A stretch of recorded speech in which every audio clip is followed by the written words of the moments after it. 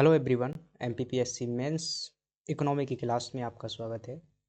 आज की जो एमपीपीएससी मेंस के अंतर्गत जो हमारा सिलेबस है इकोनॉमी का, उसमें हम इंडियन इकोनॉमी के अंतर्गत दूसरी यूनिट कर रहे हैं। और दूसरी यूनिट में जो आज हमारा टॉपिक होने वाला है वो होगा मौद्रिक नीति और वित्तीय समावेशन। क्या होती है मौद्रिक नीति, कौन इसे निर्धारित करता है, मौद्रिक समिति में कौन कौन सदस्य होते हैं, कैसे रिजर्व बैंक जो है किसी भी देश में मुद्रा के प्रवाह को नियंत्रित करके महंगाई और सस्ती, यानी कि जब दर होती है बाजार में चीज़ें महंगी होती हैं, सस्ती होती हैं, उनका कैसे संतुलन स्थापित करता है। तो वह जो है मौद्रिक नीति की माध्यम से रिजर्व बैंक ऑफ इंडिया और इंडियन गवर्नमेंट द्वारा मिलकर के किया जाता है। वहीं वित्तीय समावेशन क्या है? तो वित्तीय समावेशन क्या है कि वित्तीय सेवाओं का सभी लोगों तक पहुँच सुनिश्चित करना क्या है, वित्तीय समावेशन है। तो इसको मध्य प्रदेश लोक सेवा आयोग, यानी कि मुख्य परीक्षा जो होती है एमपीपीएससी की, उसके अनुसार हम क्या करने वाले हैं, देखने वाले हैं। चलिएगा क्लास की शुरुआत करते हैं। सिलेबस को ध्यानपूर्वक देखिएगा और जो है चीज़ों को जो है समझिएगा।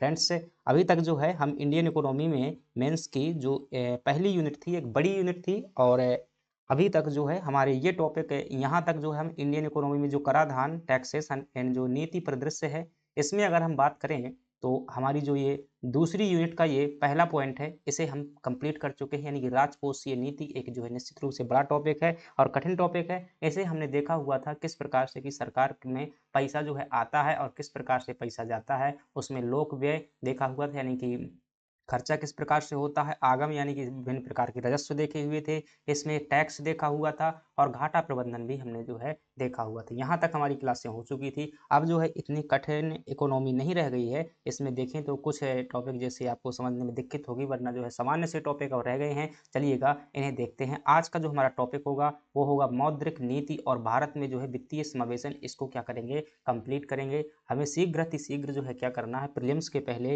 ये पूरी इकोनॉमी का जो है सिलेबस कंप्लीट करना है। तो उसी हिसाब से चलते हैं, अन्यथा मेंस में जो है क्या होने वाली है, समस्या होने वाली है। फिर चाहे जैसा करिएगा चीज़ें नहीं हो पाएंगी। प्रीलिम्स में जो भी इकोनॉमी वाला पोर्शन है वो यहाँ पे पढ़ने के बाद में जो हमें क्या मिलेगी, सहायता मिलेगी। चलिएगा चीज़ों को देखते हैं। मौद्रिक नीति और भारत में क्या है वित्तीय समावेशन, ये हमारा टॉपिक है। ध्यान से देखिएगा। मौद्रिक नीति से आपको जो है कुछ चीज़ें समझ में आ रही होंगी कि कुछ है मुद्रा से संबंधित शायद बातें हो रही हैं। जी हाँ, तो मौद्रिक का मतलब क्या है, मुद्रा है। और जब मुद्रा के लेकर के सरकार द्वारा नीति बनाई जाती है उसे क्या बोलते हैं, मौद्रिक नीति बोलते हैं।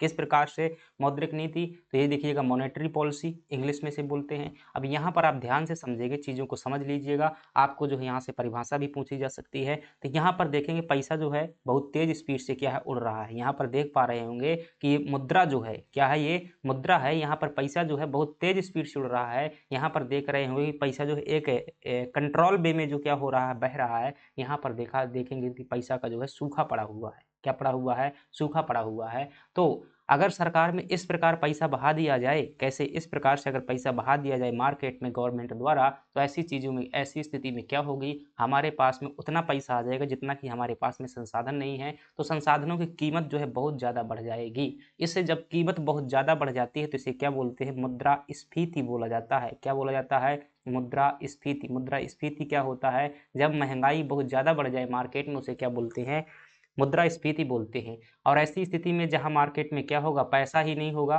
क्या होगा, मार्केट में जो है पैसा ही नहीं होगा, केवल क्या होगा, संसाधन होगा। तो ऐसी स्थिति में पैसा के अभाव में संसाधन क्या हो जाएगा, ये बहुत सस्ता हो जाएगा। क्या हो जाएगा, बहुत सस्ता हो जाएगा।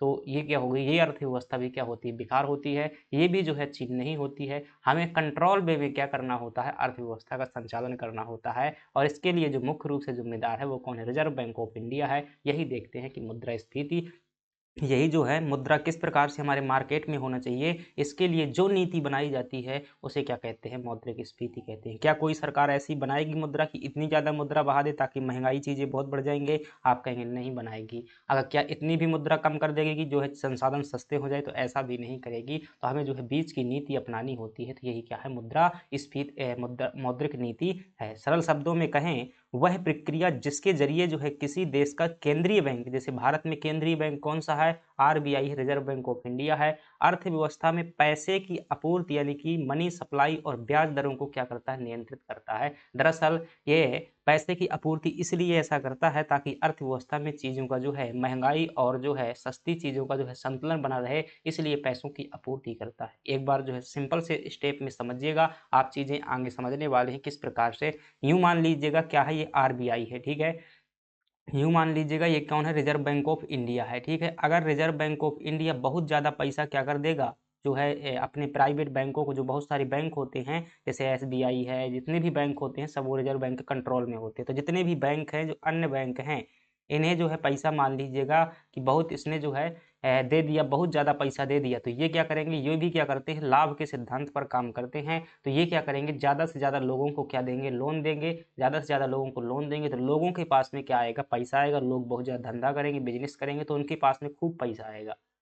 तो ऐसी स्थिति में क्या हो जाएगा, मार्केट में पैसा ही पैसा हो जाएगा और चीज़ें जो है बहुत ज़्यादा महँगी हो जाएँगी। ठीक है? क्योंकि मान लीजिएगा टमाटर लेने वाले जो है बहुत सारे लोग पैसा लिए हुए खड़े हुए हैं। जैसे मान लीजिएगा मैं सिंपल सी बात करता हूँ, आप जो है एक पेन खरीदना चाहते हैं। क्या खरीदना चाहते हैं? पेन खरीदना चाहते हैं। पेन क्या है? एक ही है।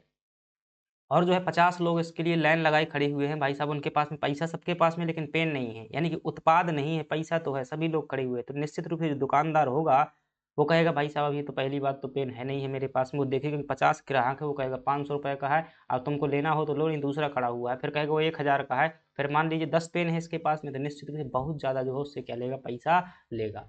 अगर वही बात मान लीजिएगा यहाँ पर 100 पेन रखे हुए हैं और लेने वाला कोई नहीं है, 2 साल से रखे हुए हैं, 4 साल से, फिर 5 साल से, तो एक व्यक्ति ही पहुँच जाएगा, ले ले भाई जितने में लेना है, ठीक है? तो यही होता है। तो रिज़र्व बैंक क्या करेगा, अगर बैंकों से, इन बैंकों से पैसा हड़प लेगा तो फिर क्या हो जाएगा, ये बैंक क्या करेंगे, इनके पास पैसा नहीं बचेगा, लोन नहीं दे पाएँगे तो मार्केट में पैसा घट जाएगा। ऐसे ही क्या करता है, ये मुद्रा को मार्केट में नियंत्रित करता है। एक-एक चीज़ें समझने वाले हैं, सब समझ में आ जाएगा, टेंशन मत लीजिएगा, शुरुआत है। तो क्या इतना आपको पता चला कि मौद्रिक नीति किसे कहते हैं?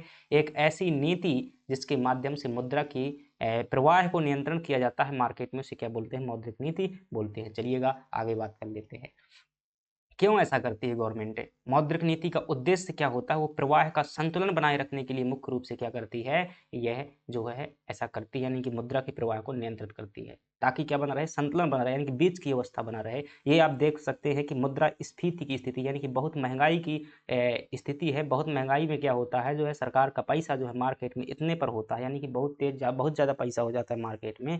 इसे मुद्रास्फीति या इंग्लिश में इन्फ्लेशन बोला जाता है, या कह सकते हैं तरलता हो गई है। क्या कह सकते हैं? मुद्रा की जो है तरलता, ठीक है? तरलता हो गई, इसी को लिए शब्द प्रयोग में लेते हैं, ठीक है? तो ये हो जाएगा संतुलन की स्थिति, ये ठीक है। और ये क्या है? मंदी की स्थिति है और इसमें जो है प्रवाह बहुत कम होता है, मुद्रा जो है बहुत कम प्रवाहित होती है।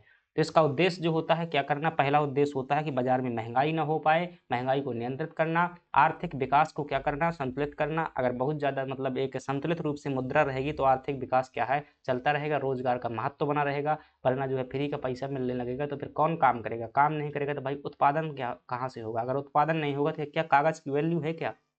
इस कागज़ की वैल्यू है क्या? नहीं है। ध्यान रखिएगा, कागज़ का उतना वैल्यू नहीं है जितना कि इसको माना जाता है, कि सिर्फ़ क्या सांकेतिक मुद्रा है, वो जो कि लोगों के उत्पादन क्षमता पर डिपेंड करती है। ध्यान रखिएगा, अगर ये बहुत ज़्यादा पैसा छाप दिया जाए तो 2000 के रुपए की वैल्यू नहीं रहेगी, 4 आना के बराबर बिकेगा। जैसे कि वेनेज़ुएला में भी क्या किया गया था? बहुत ज़्यादा करेंसी बढ़ा दिया गया था, तो वहाँ 10 लाख रुपए में क्या है, 10 लाख जो मुद्रा थी वहाँ की, उसमें 1 किलो टमाटर मिलता था, समझ रहे हो ना? तो ऐसे ही यहाँ होगा, कल्पना कीजिए 10 लाख रुपए का 1 किलो टमाटर, बहुत ज़्यादा गवर्नमेंट पैसा छाप दे। क्या होगा ऐसी स्थिति में? बहुत बुरा हो जाएगा, बुरा नहीं होगा मतलब ऐसे में जो है पैसा बोरा में लेकर के जाना पड़ेगा हमें बाज़ार करने के लिए, ठीक है? जो सब्ज़ी वाले होंगे तो क्या करेंगे? सब्ज़ी वाले जो होंगे वो ट्रक में पैसा जो है लाद करके ले जाएँगे, कोई वैल्यू नहीं रहेगी पैसा की। तो इसलिए जो है क्या किया जाता है, उत्पादन क्षमता के आधार पर जो है पैसा छापा जाता है। तो क्या हो रखे, अर्थव्यवस्था का विकास हो सके और रुपए की जो है स्थिरता बनी रहे। अगर बहुत ज़्यादा पैसा छाप देंगे तो हमारे यहाँ पर तो पैसा हो जाएगा, लेकिन डॉलर की तुलना में जो है रुपए की वैल्यू जो है घट जाएगी और पता चला $1 में जो है 1 ट्राली रुपए मिल रहे हैं, ठीक है? तो ऐसा ही होता है। तो इन 3 चीज़ों के उद्देश्य की पूर्ति के लिए क्या किया जाता है? आप कहेंगे मौद्रिक नीति जो है बनाई जाती है। आपसे 3 नंबर में, 2 नंबर में एमपीपीएससी मेंस में प्रश्न पूछ लेगा कि मौद्रिक नीति का उद्देश्य क्या होता है? 3 के 3 पॉइंट जो है आप छाप दीजिएगा। उद्देश्य जो है यहाँ पर नीचे लिखा हुआ है, आपको दिख रहा है या नहीं दिख रहा है? मुझे लगता है नहीं दिख रहा है, ठीक है? पता नहीं अब जैसा भी हो, क्योंकि चलिएगा, तो उद्देश्य जो है मूल्य स्थिरता बनाए रखना और जो है विकास को सुनिश्चित करना। जो ऊपर 3 पॉइंट लिखी हुई हैं वही बातें यहाँ पर लिखी हुई हैं। और जो ये है नदी के सिद्धांत पर जो है क्या करता है, काम करता है। देश के भीतर नोटों को नदी की बह रही आरबीआई की एक बांध की तरह जो है कार्य करता है, जो आवश्यकता अनुसार खोल दिया जाता है और आवश्यकता अनुसार बंद कर दिया जाता है। जैसे एक बांध होता है ना, क्या होता है, जैसे मान लीजिए भाई बांध ही तो है, यहाँ पर चित्र भी वैसा ही जो है बना करके आपको समझाया गया है कि यहाँ पैसा पैसा भरा हुआ है, जितनी आवश्यकता है उस हिसाब से जो है क्या किया जाएगा, गवर्नमेंट यानी कि जितनी हमारे यहाँ की क्षमता है, बहुत ज़्यादा चावल उत्पादन होगा तो उस हिसाब से जो है पैसा छापा जाएगा, बहुत ज़्यादा गेहूँ उत्पादन होगा, बहुत ज़्यादा सेवा का उत्पादन होगा तो उस हिसाब से पैसा की मात्रा बढ़ा दी जाती है। तो ये क्या हो जाएंगे, 3 जो है मौद्रिक नीति के उद्देश्य हो जाएंगे और ये क्या हो जाएगा, मौद्रिक नीति हो जाएगी। चलिएगा, तो आपने क्या समझा कि मौद्रिक नीति की जो क्या होती है, एक परिभाषा होती है और दूसरे क्या होते हैं, कुछ ना कुछ उद्देश्य होते हैं। तीसरी बात करते हैं मौद्रिक नीति। आखिर मौद्रिक नीति कौन बनाता है, ये भी तो पता होना चाहिए भाई। मौद्रिक नीति तो पता चल गया कि मौद्रिक नीति होती है जो मुद्रा को लेकर के बनाई जाती है, आखिर बनाता कौन है, ठीक है। तो मौद्रिक नीति कौन बनाता है, तो आप कहेंगे मौद्रिक नीति का निर्माण जो है मौद्रिक नीति समिति द्वारा किया जाता है। किसके द्वारा किया जाता है जी, आप कहेंगे कि मौद्रिक नीति समिति द्वारा किया जाता है। मौद्रिक नीति समिति में कौन लोग होते हैं ठीक है, ये प्रश्न है आपसे पूछ सकता है 7 नंबर में, एमपीपीएससी मेंस में पूछ सकता है कि मौद्रिक नीति समिति पर टिप्पणी कीजिएगा, या फिर 3 नंबर में भी पूछ सकता है, 2 नंबर में कि मौद्रिक नीति समिति सिर्फ लिख देगा। तो ध्यान रखिएगा, मॉनेटरी पॉलिसी कमेटी की बात करते हैं, इसमें कुल कितने मेंबर होते हैं, तो आप कहेंगे इसमें जो कुल 6 मेंबर होते हैं। जो भारत में मुद्रा के लिए नीति बनाती है उस समिति में कितने मेंबर होते हैं, 6 मेंबर होते हैं। इनमें से जो 3 मेंबर होते हैं, क्या होते हैं, इनमें से जो 3 मेंबर होते हैं वो क्या होते हैं, रिजर्व बैंक ऑफ इंडिया के जो 3 मेंबर होते हैं, और 3 मेंबर इनमें से कौन होते हैं, तो आप कहेंगे भारत सरकार के जो है 3 सदस्य होते हैं। 3 मेंबर भारत सरकार के होते हैं, 3 मेंबर क्या होते हैं, गवर्नमेंट ऑफ इंडिया के होते हैं। आपसे जो है सिंपल सा प्रश्न पूछ सकता है प्रीलिम्स में पूछ सकता है या मेंस में पूछ सकता है कि मौद्रिक नीति समिति का अध्यक्ष कौन होता है। मोस्ट इंपॉर्टेंट है, ध्यान रखिएगा। जो रिजर्व बैंक ऑफ इंडिया का गवर्नर होगा वही क्या होगा, मौद्रिक नीति समिति का क्या होता है, अध्यक्ष होता है। तो इस बात को भी आप क्या करेंगे, ध्यान रखेंगे। अगली बात करते हैं मौद्रिक नीति समिति की। यहाँ पर देखिएगा संरचना, कुल कितने सदस्य होते हैं, क्या बताएंगे, 6 सदस्य। 3 जो है आरबीआई के होते हैं, 3 क्या होते हैं, भारतीय सरकार के होते हैं। कौन से होते हैं, भारत सरकार के होते हैं।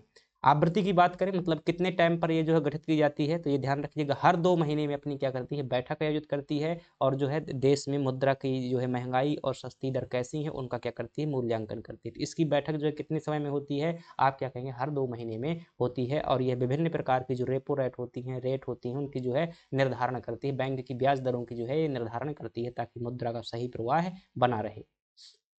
सहयोग यानी कि इसका कार्य क्या रहता है, मौद्रिक नीति समिति जो है मौद्रिक नीति और राजकोषीय नीति जो है का समन्वय आवश्यक है। ध्यान रखिएगा, अगर देश में सही से क्या करना है, कार्य करना है, सही से अर्थव्यवस्था का संचालन करना है, तो मौद्रिक नीति और राजकोषीय नीति का समन्वय आवश्यक है, यानी कि दोनों मिलजुल करके काम करें। राजकोषीय नीति क्या होती है, जो सरकार के खजाना को लेकर के नीति बनाई जाती है उसे क्या कहते हैं, राजकोषीय नीति कहते हैं। और मौद्रिक नीति क्या होती है, जो मार्केट में मुद्रा को कंट्रोल करने के लिए नीति बनाई जाती है, तो वो क्या हो जाती है, मौद्रिक नीति हो जाती है। मान लीजिएगा मौद्रिक नीति जो है अर्थव्यवस्था को कंट्रोल कर रही है, सरकार क्या कर रही है भाई, पैसा बहा रही है, कोष से निकाल करके पैसा जो जनता को दे रही है, तो कैसे काम करेगी, मौद्रिक नीति फेल हो जाएगी।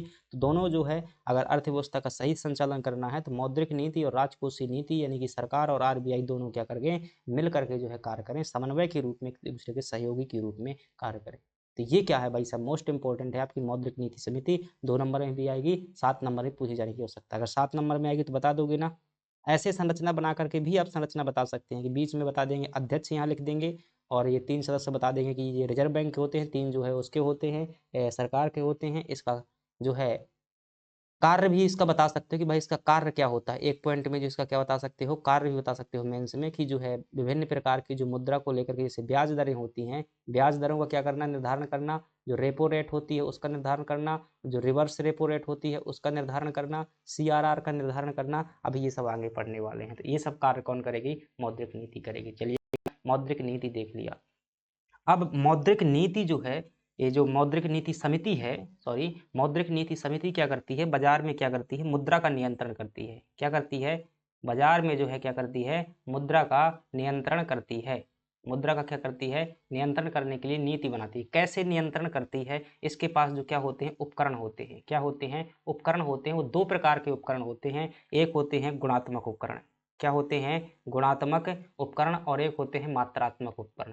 क्या होते हैं? मात्रात्मक उपकरण। गुणात्मक उपकरण में सीधी सी मतलब समझिएगा कि रिजर्व बैंक ऑफ इंडिया जो होता है सीधे प्रत्यक्ष कार्यवाही करता है, और मात्रात्मक उपकरण में क्या करता है? इनडायरेक्ट कार्यवाही करता है। तो समझ लीजिएगा, यही प्रश्न आपसे मेंस में पूछा जाएगा। अगर यहाँ से प्रश्न पूछे जाने की संभावना है, बड़ा प्रश्न है। अगर 7 नंबर में पूछेगा तो क्या पूछेगा कि मौद्रिक नीति की जो नियंत्रण के उपकरण क्या है, यानी कि मुद्रा नियंत्रण के उपकरण क्या है, कैसे मार्केट में मुद्रा का नियंत्रण किया जाता है। तो ध्यान रखिएगा, इसके 2 उपकरण होते हैं। कितने उपकरण होते हैं? 2 उपकरण। एक कौन सा होता है आपका? गुणात्मक उपकरण होता है। दूसरा कौन सा होता है? मात्रात्मक उपकरण होता है। अभी इन्हें डिटेल में देखेंगे। सिर्फ क्या समझ लीजिएगा, यहाँ पर उदाहरण समझ लीजिएगा कि मात्रात्मक उपकरण किसे कहते हैं और गुणात्मक उपकरण किसे कहते हैं। गुणात्मक यानी कि क्वालिटेटिव और मात्रात्मक यानी कि क्वांटिटेटिव। ठीक है, बहुत अच्छा जो है आपके सामने चित्र के सामने रूप में जो समझाया गया है, उदाहरण को ध्यानपूर्वक समझिएगा। सबसे पहले समझते हैं गुणात्मक उपकरण कहते हैं किसे कहते हैं, ये कैसे इनसे जो कंट्रोल किया जाता है। ध्यान रखिएगा, अगर किसी विशिष्ट छात्र को जो है दंडित करने की बात करता है तो कौन सा उपकरण है? गुणात्मक उपकरण है। इसी प्रकार से अगर रिजर्व बैंक बाजार में मुद्रा को कंट्रोल करने के लिए किसी व्यक्ति विशेष पर कंट्रोल स्थापित करता है, जैसे किसी एचडीएफसी पर मान लीजिएगा, जैसे एचडीएफसी पर जो कंट्रोल स्थापित करता है तो उसे क्या कहेंगे? गुणात्मक चयन कहेंगे। इसी प्रकार से जब टीचर क्या करता है, किसी क्लास में एक स्टूडेंट विशेष को क्या करता है? कंट्रोल करता है, तो क्या है? गुणात्मक चयन है। गुण के आधार पर जो है चयन किया जाता है। हो सकता है व्यक्ति क्या हो? बहुत ज़्यादा होशियार हो सकता है बहुत ज़्यादा गधा हो। ठीक है, तो इसलिए जो है उसकी जो है गुण के आधार पर क्या करता है? चयन करता है। इसमें जो है, और यहाँ पर क्या होता है? पूरी कक्षा के नंबर क्या करना है? काटना है। इसी प्रकार से आरबीआई जब पूरे देश में सभी बैंकों पर कार्यवाही करता है तो उसे क्या बोलते हैं? मात्रात्मक उपकरण बोलते हैं। जब किसी एक विशेष पर किया जाए तो क्या होता है? गुणात्मक कार्यवाही होता है। कार्य क्या है? विशिष्ट क्षेत्रों जैसे कि कोल्ड स्टोरेज पर क्या है? कार्यवाही करना।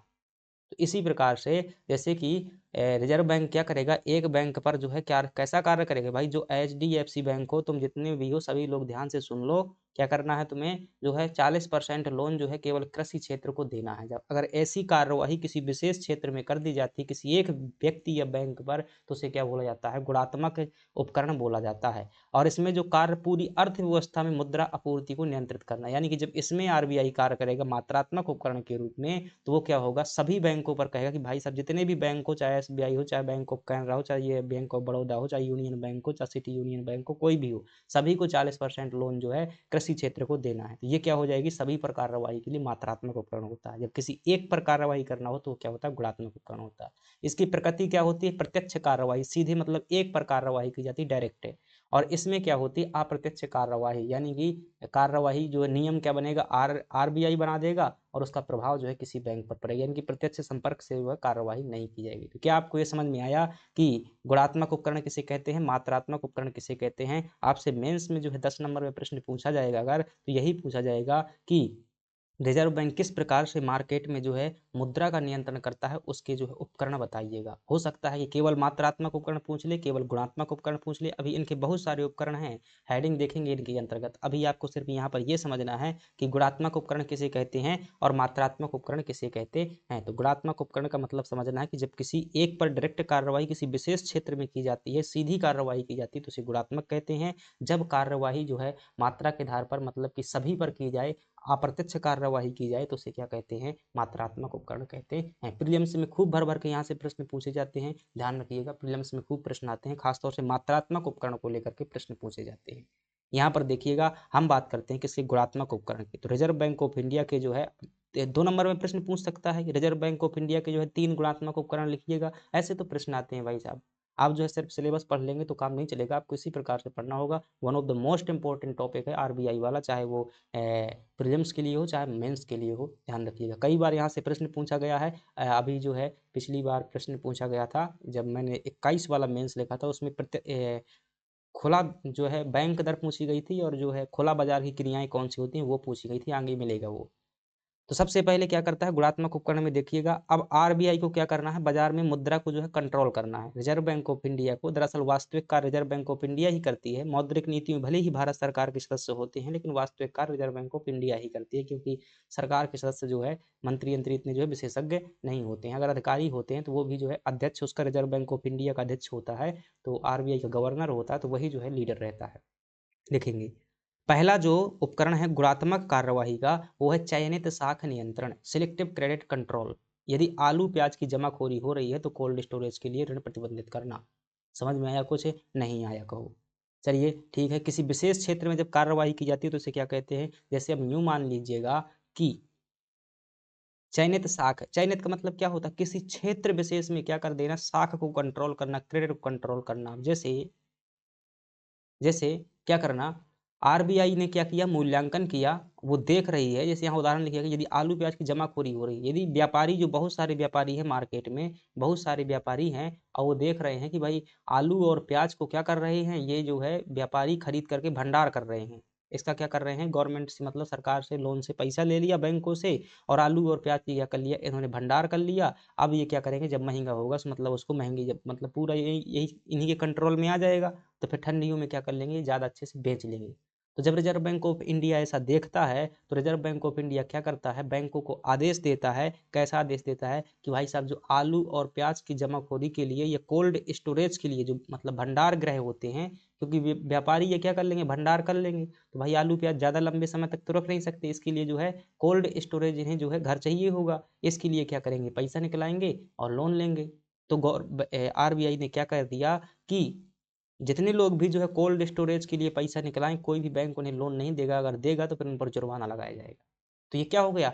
चयनित शाख नियंत्रण, मतलब किसी क्षेत्र विशेष को जो है शाख मतलब पैसा देने से क्या कर दिया? रोक दिया। इसे क्या बोलते हैं? ऐसे में क्या होगा कि बाजार में जो है किसी क्षेत्र विशेष का भंडारण नहीं किया जा सकता। ऐसा ही बहुत से उदाहरण हो सकते हैं, जैसे टमाटर खरीद लें, जैसे हो सकता है गेहूं को जो क्या कर ले, एक बहुत बड़ा व्यापारी मान लीजिएगा मुकेश अंबानी पूरा देश का गेहूं खरीद ले और फिर जो है वो गेहूं जो है बेचे बाद में। तो क्या होगा? ऐसे में एक व्यक्ति के पास में क्या हो जाएगा? गेहूं का एकाधिकार हो जाएगा। तो इसको रोकने के लिए क्या करती है रिजर्व बैंक ऑफ इंडिया? पैसों के माध्यम से कंट्रोल करती है, उस क्षेत्र विशेष में जो है शाख को कंट्रोल करती है, नियंत्रण कर देती है, पैसा देने से मना कर देती है। तो ये क्या है? आपका चयनित शाख नियंत्रण है। दूसरा है मार्जिन आवश्यकताएं। कौन सी आवश्यकताएं? मार्जिन आवश्यकताएं। मार्जिन आवश्यकताएं क्या होती हैं? जैसे कि जीरो डाउन पेमेंट को रोकना। उदाहरण 10 लाख की कार के लिए 2 लाख जेब में होना अनिवार्य। भाई साहब ये समझ में नहीं आ रहा होगा आपको, ठीक है? कौन सी भाषा लिखी हुई है तो होते शॉर्ट लैंग्वेज है तो समझिएगा। मार्जिन आवश्यकता होती क्या है? कहते किसे हैं? भाई मार्जिन का मतलब होता है गैप। क्या होता है? गैप होता है। ठीक है, जैसे आपने कभी न कभी सुनार के पास में सोने का सामान जो है गिरवी रखा होगा। मान लीजिएगा आपका जो गहना कितने का है? 5 लाख रुपए का है। क्या है? 5 लाख रुपए का है। 5 लाख रुपए का आपका गहना है। सुनार क्या देगा? इसमें 5 लाख रुपए तो आपको उधार नहीं देगा, वो कहेगा इसमें कटरा कटेगा जो भी है वो कुल मिलाकर के ऐसा व्यवस्था बना करके अपना पैसा देगा कि भाई साहब जिसे 1 साल में ना चुका पाए तो 1 साल में ब्याज में ये क्या हो जाए? पूरा हो जाए। अगर 5 के 5 लाख रुपए देगा तो फिर क्या करोगे? आप कहोगे नहीं उठाना है मुझे इस गहने से, क्योंकि 5 लाख रुपए का है, मुझे 5 लाख मिल चुके हैं। तो क्या देगा? अधिकतम जो है 3 लाख या 4 लाख रुपए अधिकतम दे देगा। तो 1 लाख जो है बीच में जो बचा हुआ पैसा, इसे क्या बोलते हैं? मार्जिन आवश्यकताएं बोलते हैं। ठीक है, ये क्या होती है? ये जो बीच का जो 1 लाख रुपया है इसे क्या बोलते हैं? मार्जिन आवश्यकताएं बोलते हैं, या सीमांत आवश्यकता बोलते हैं। जितना पैसा बीच में बचता है उसे क्या बोलते हैं? मार्जिन आवश्यकताएं बोलते हैं। अब ऐसे में क्या होगा? ऐसा क्यों करता है? रिजर्व बैंक ऑफ इंडिया क्या कर देता है? इस मार्जिन आवश्यकता को बढ़ा देता है। जैसे कि आप क्या करते हो? कार लोन लेते हो। क्या लेते हो? कार लोन लेते हो। जैसे कहोगे भाई मेरे पास में जो 10 लाख रुपए की क्या है? कार है, मैं जो है क्या करना चाहता हूँ? लोन लेना चाहता हूँ। तो गवर्नमेंट क्या करेगी? जो पहले इसमें 8 लाख रुपए तक का लोन देती थी, अब उस लोन को क्या कर देगी? 6 लाख कर देगी आरबीआई। तो मार्जिन हो सकता है क्या कर दिया? बीच से गैप को बढ़ा दिया। इससे क्या होगा? अगर आरबीआई को जो है ये मतलब करना है बाजार में कि भाई ये जो है कार ज़्यादा ना लोग खरीद पाएँ, क्योंकि प्रदूषण होता है, क्योंकि इससे जो है ज़्यादा या किसी भी वाहन के क्षेत्र में हो सकता है, तो उसके बीच की क्या करती है? मार्जिन आवश्यकता बढ़ा देती है। फलस्वरूप जो उसमें लोन कम मिलने लगता है, बाजार में जो है मुद्रा घट जाती है। तो ये क्या होती है? मार्जिन आवश्यकता होती है, जो मतलब लोन लेने में किसी बीच का जो गैप होता है, यानी कि मूल कीमत और अधिकतम कीमत में वो क्या होती है? मार्जिन आवश्यकताएं बढ़ाने से पैसा बढ़ जाता है। तो एक क्या हो जाएगा? चयनित शाख नियंत्रण हो जाएगा। दूसरा मार्जिन आवश्यकताएं होंगी। तीसरा क्या होगा? शाख राशनिंग। अगर रिजर्व बैंक ऑफ इंडिया देखता है कि कोई बैंक ज़्यादा मतलब आगे आगे जा रहा है, जैसे उसने देखा कि स्टेट बैंक ऑफ इंडिया है, ये क्या कर रहा है? बारूद के लिए लोन दे रहा है, गोला बारूद के लिए लोन दे रहा है। गोला बारूद से लोग पटाखा बना रहे हैं, पटाखा बना करके क्या कर रहे हैं? मतलब ऐसे किसी भी क्षेत्र में हो सकता है। तो आरबीआई सीधा क्या करता है? उसकी ऋण सीमा निर्धारित कर देता है। ठीक है, नहीं समझ में आया, चलिए दूसरे उदाहरण से समझाते हैं। जिस क्षेत्र में आरबीआई को मुद्रा में कंट्रोल करना होता है, तो क्या करता है, उसकी साख को नियंत्रित करता है। साख का मतलब क्या होता है, पैसा जो आवाजाही होती है वो होता है साख। ठीक है, कैसे नियंत्रण करता है पैसा को, अब जैसे आरबीआई को मतलब ये करना है कि भाई कृषि क्षेत्र को क्या करना है, बढ़ावा देना है। ठीक है, क्या करना है, आरबीआई को जो है कृषि क्षेत्र को क्या करना है, बढ़ावा देना है। तो ऐसी स्थिति में क्या करेगा, बैंकों के लिए रिजर्व बैंक क्या करेगा, कोटा निर्धारित कर देगा। क्या कर देगा, कोटा निर्धारित कर देगा कि भाई साहब आप जो मान लीजिए 100% लोन देते हैं, क्या देते हैं, मान लीजिए 100% लोन देते हैं, तो आपको उसमें से 20% लोन जो है क्या देना है, प्राथमिक क्षेत्र को देना है। और प्राथमिक क्षेत्र में क्या कर देता है, आरबीआई विभिन्न प्रकार की चीज़ों को डाल देता है जिसको बढ़ावा देना होता है। जैसे कृषि को बढ़ावा देना है तो क्या कर देगा, प्राथमिक क्षेत्र में डाल देगा। तो इसे क्या कहते हैं, आरबीआई ऋण सीमा का निर्धारण कर देता है कि जिस क्षेत्र को बढ़ावा देना होता है उस क्षेत्र में क्या कर देता है, कोटा निर्धारित कर देता है कि 20% लोन आपको क्या देना होगा, इस क्षेत्र में देना होगा। तो उसे क्या कहते हैं, साख की राशनिंग कहते हैं। चलिएगा, ये क्या हो जाती है, आपका साख राशनिंग हो जाएगा। तो एक क्या हो जाएगा आपका, चयनित साख नियंत्रण, दूसरा हो जाएगा मार्जिन हो सकता है, तीसरा हो जाएगा साख राशनिंग, चौथा हो जाएगा नैतिक दबाव। तो विभिन्न प्रकार के इसमें जो बैंकों को विशिष्ट क्षेत्रों में ऋण देने या रोकने के लिए क्या करता है, रिजर्व बैंक जो सीधे निर्देश देता है, ये क्या होते हैं, नैतिक दबाव होते हैं। तो इन सभी में आपने देखा होगा कि रिजर्व बैंक ऑफ इंडिया या तो किसी बैंक पर सीधी कार्रवाई कर रहा है या जो है किसी क्षेत्र विशेष में कार्य कर रहा है। जैसे क्या बोलते हैं, रिजर्व बैंक ऑफ इंडिया के गुणात्मक उपकरण बोलते हैं। प्रीलिम्स में प्रश्न हो सकता है निम्नलिखित में से कौन सा गुणात्मक उपकरण है, कौन सा मात्रात्मक उपकरण है। मेंस में हो सकता है 7 नंबर में पूछे कि भाई गुणात्मक उपकरण लिखिए, बता दीजिएगा ये होते हैं, और थोड़ा सा उद्देश्य और निष्कर्ष बता दीजिएगा क्या होता है इसका उद्देश्य। अब इसका उद्देश्य क्या होगा, जो गुणात्मक उपकरण जो होते हैं तो इनका उद्देश्य मूल रूप से ये होता है कि क्षेत्र विशेष पर जो है कार्यवाही की जाए। क्या की जाए, क्षेत्र विशेष पर जो है कार्यवाही की जाए, ये क्या होता है, इसका मूल उद्देश्य होता है। अगर सभी पर कार्यवाही करनी होती है तो वहां पर क्या अपनाते हैं, मात्रात्मक उपकरण जो है अपनाए जाते हैं। चलिएगा, ये हो जाते हैं गुणात्मक उपकरण। अगली बात कर लेते हैं आरबीआई के मात्रात्मक उपकरण। ठीक है, तो मात्रात्मक उपकरण में आपने समझा था कि जब इनडायरेक्ट कार्यवाही करे, क्या करे, जब वह अप्रत्यक्ष कार्यवाही करे और साथ ही साथ में क्या करे, मतलब सभी पर जो है एक साथ कार्यवाही कर दे, तो क्या होती है, आपकी मात्रात्मक उपकरण होती है। देखिएगा, जैसे रिजर्व बैंक ऑफ इंडिया ने क्या किया, अपने बैंक की ब्याज दरों में क्या किया, बदलाव किया। जैसे कि रेपो रेट है, कैश रिजर्व रेशियो है, इनमें क्या किया, बदलाव किया। तो बैंक में जैसे ही बदलाव हुआ तो बैंक की क्या हो जाएगी, ब्याज दरें जो है बढ़ जाएंगी। जैसे मान लीजिएगा रिजर्व बैंक ने जो है 5% ब्याज की दर जो है अपनी बढ़ा दी, तो भाई ये बैंक कहाँ से पैसा बनाते थोड़ी ना है, ये रिजर्व बैंक ऑफ इंडिया से पैसा लेते हैं उधार के रूप में। जैसे स्टेट बैंक ऑफ इंडिया है, मान लीजिएगा स्टेट बैंक ऑफ इंडिया है, स्टेट बैंक ऑफ इंडिया ने जो है लोन लिया, कितना, 5% ब्याज दर बढ़ गया यहाँ पर, तो इसने मान ली लोन लिया, तो अब 5% पर थोड़ी ना लोन देगा, क्योंकि इसके पास में बहुत सारे स्टेप है, इसे भी क्या करना है, लाभ कमाना है। तो ये देगा, मान लो 8% में लोन देगा। ठीक है, 8% में लोन देगा। अब पहले जो है जनता का निर्णय था कि जो है घर क्या करना है, जल्दी से हमें खरीदना है। ठीक है, बैंक से लोन लेकर के क्या कर लेंगे, घर खरीद लेंगे, बाद में चुका देंगे। अचानक जो है लोग देखते हैं, न्यूज़पेपर में देखते हैं कि भाई साहब एसबीआई की जो बैंक की दर 8% बढ़ चुकी है। तो क्या कर दिया, इन लोगों ने टाल दिया कि भाई अभी है नहीं खरीदना है, बाद में खरीद लेंगे जब दर सस्ती होगी। तो मतलब ये क्या है, लोन नहीं ले पाएंगे, पैसा जो है नहीं खर्चा कर पाएंगे मार्केट में। ऐसे में क्या होगा, मांग में कमी होगी, यानी कि बाजार में चीज़ें नहीं खरीद पाएंगे, यानी कि जो भी व्यापार है उसकी मांग में क्या होगी, कमी होगी। अब मांग में जैसी ही कमी होगी तो क्या हो जाएगा, महंगाई में क्या हो जाएगा, नियंत्रण हो जाएगा। क्योंकि मांग में कमी होगी तो फिर क्या है, व्यापारियों के पास में पैसा नहीं आएगा, महंगाई जो है कम हो जाएगी। तो इसी प्रकार से ये चक्र चलता है। उदाहरण के लिए यहाँ लिखा है, पिताजी ने देखा कि होम लोन की ब्याज की दर 9% से 10% हो गई है, तो घर खरीदने का निर्णय जो है टाल दिया। तो ये क्या हो जाएगा, एग्जाम्पल हो जाएगा। तो ये अभी समझने के लिए है। चलिए अब देखते हैं जो कौन कौन से आपके उपकरण होते हैं, काय के उपकरण, मात्रात्मक उपकरण। तो ये जो दिए हुए हैं आरबीआई के मात्रात्मक उपकरण, इनमें से अगर मुख्य रूप से देखा जाए तो एक पहला जो मात्रात्मक उपकरण कौन सा है, नगद आरक्षित अनुपात, जिसे हम इंग्लिश में क्या बोल देते हैं, CRR बोल देते हैं। क्या बोल देते हैं, CRR बोल देते हैं। इसका पूरा नाम होता है कैश रिजर्व रेशियो। क्या होता है, कैश रिजर्व रेशियो। अब देखिएगा, आरबीआई जो है क्या करता है, 0% पर जो है नो इंटरेस्ट पर ब्याज देता है। बैंकों को क्या कर दिया, 0% पर, यहाँ पहले पढ़ लेते हैं फिर जो है समझ में आ जाएगा। जो है वह हिस्सा, यानी कि ये एनडीटीएल शब्द को ये हटाइएगा, ये बहुत टेक्निकल शब्द है, आप समझिएगा। जो बैंक की जो कुल जमा होती है, यहाँ पर शब्द आप लिख लेंगे कुल जमा।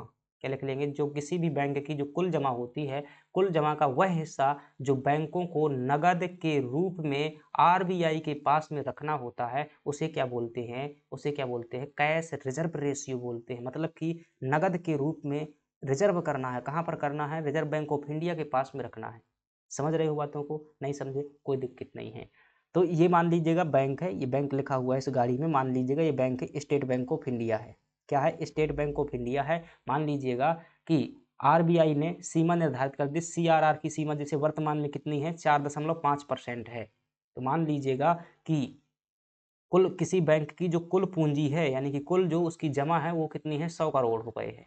कितनी है, 100 करोड़ रुपए है। और आरबीआई ने क्या कर दिया है, सीआरआर यानी कि जो नगद आरक्षित अनुपात की सीमा की है वर्तमान में 4.5% है। तो इसका मतलब है 100 करोड़ में से जो 4.5 करोड़ रुपए होगा, 4.5 करोड़ रुपए होगा, वो कहाँ जमा करना होगा, किसी भी बैंक को ये कहाँ जमा करना होगा, रिजर्व बैंक ऑफ इंडिया के पास में जमा करना होगा। ऐसा क्यों करवाता है रिजर्व बैंक ऑफ इंडिया, ऐसा इसलिए करवाता है कि भाई साहब कई लोगों के यहाँ पर अकाउंट खुली हुई जमानत के तौर पर करवाता है, क्या पता तुम बंद करके भाग जाओ, फांसी लगा लो, सुसाइड कर लो, तो कौन देगा उनका पैसा, तो है जनता को जो है लूटना नहीं है। तो कम से कम पैसा क्या करता है आरबीआई अपने पास में जो है जमा करवा करके रखता है, ताकि जैसे जो ज़्यादा गरीब लोग हैं उनको बहुत ज़्यादा दिक्कत ना हो।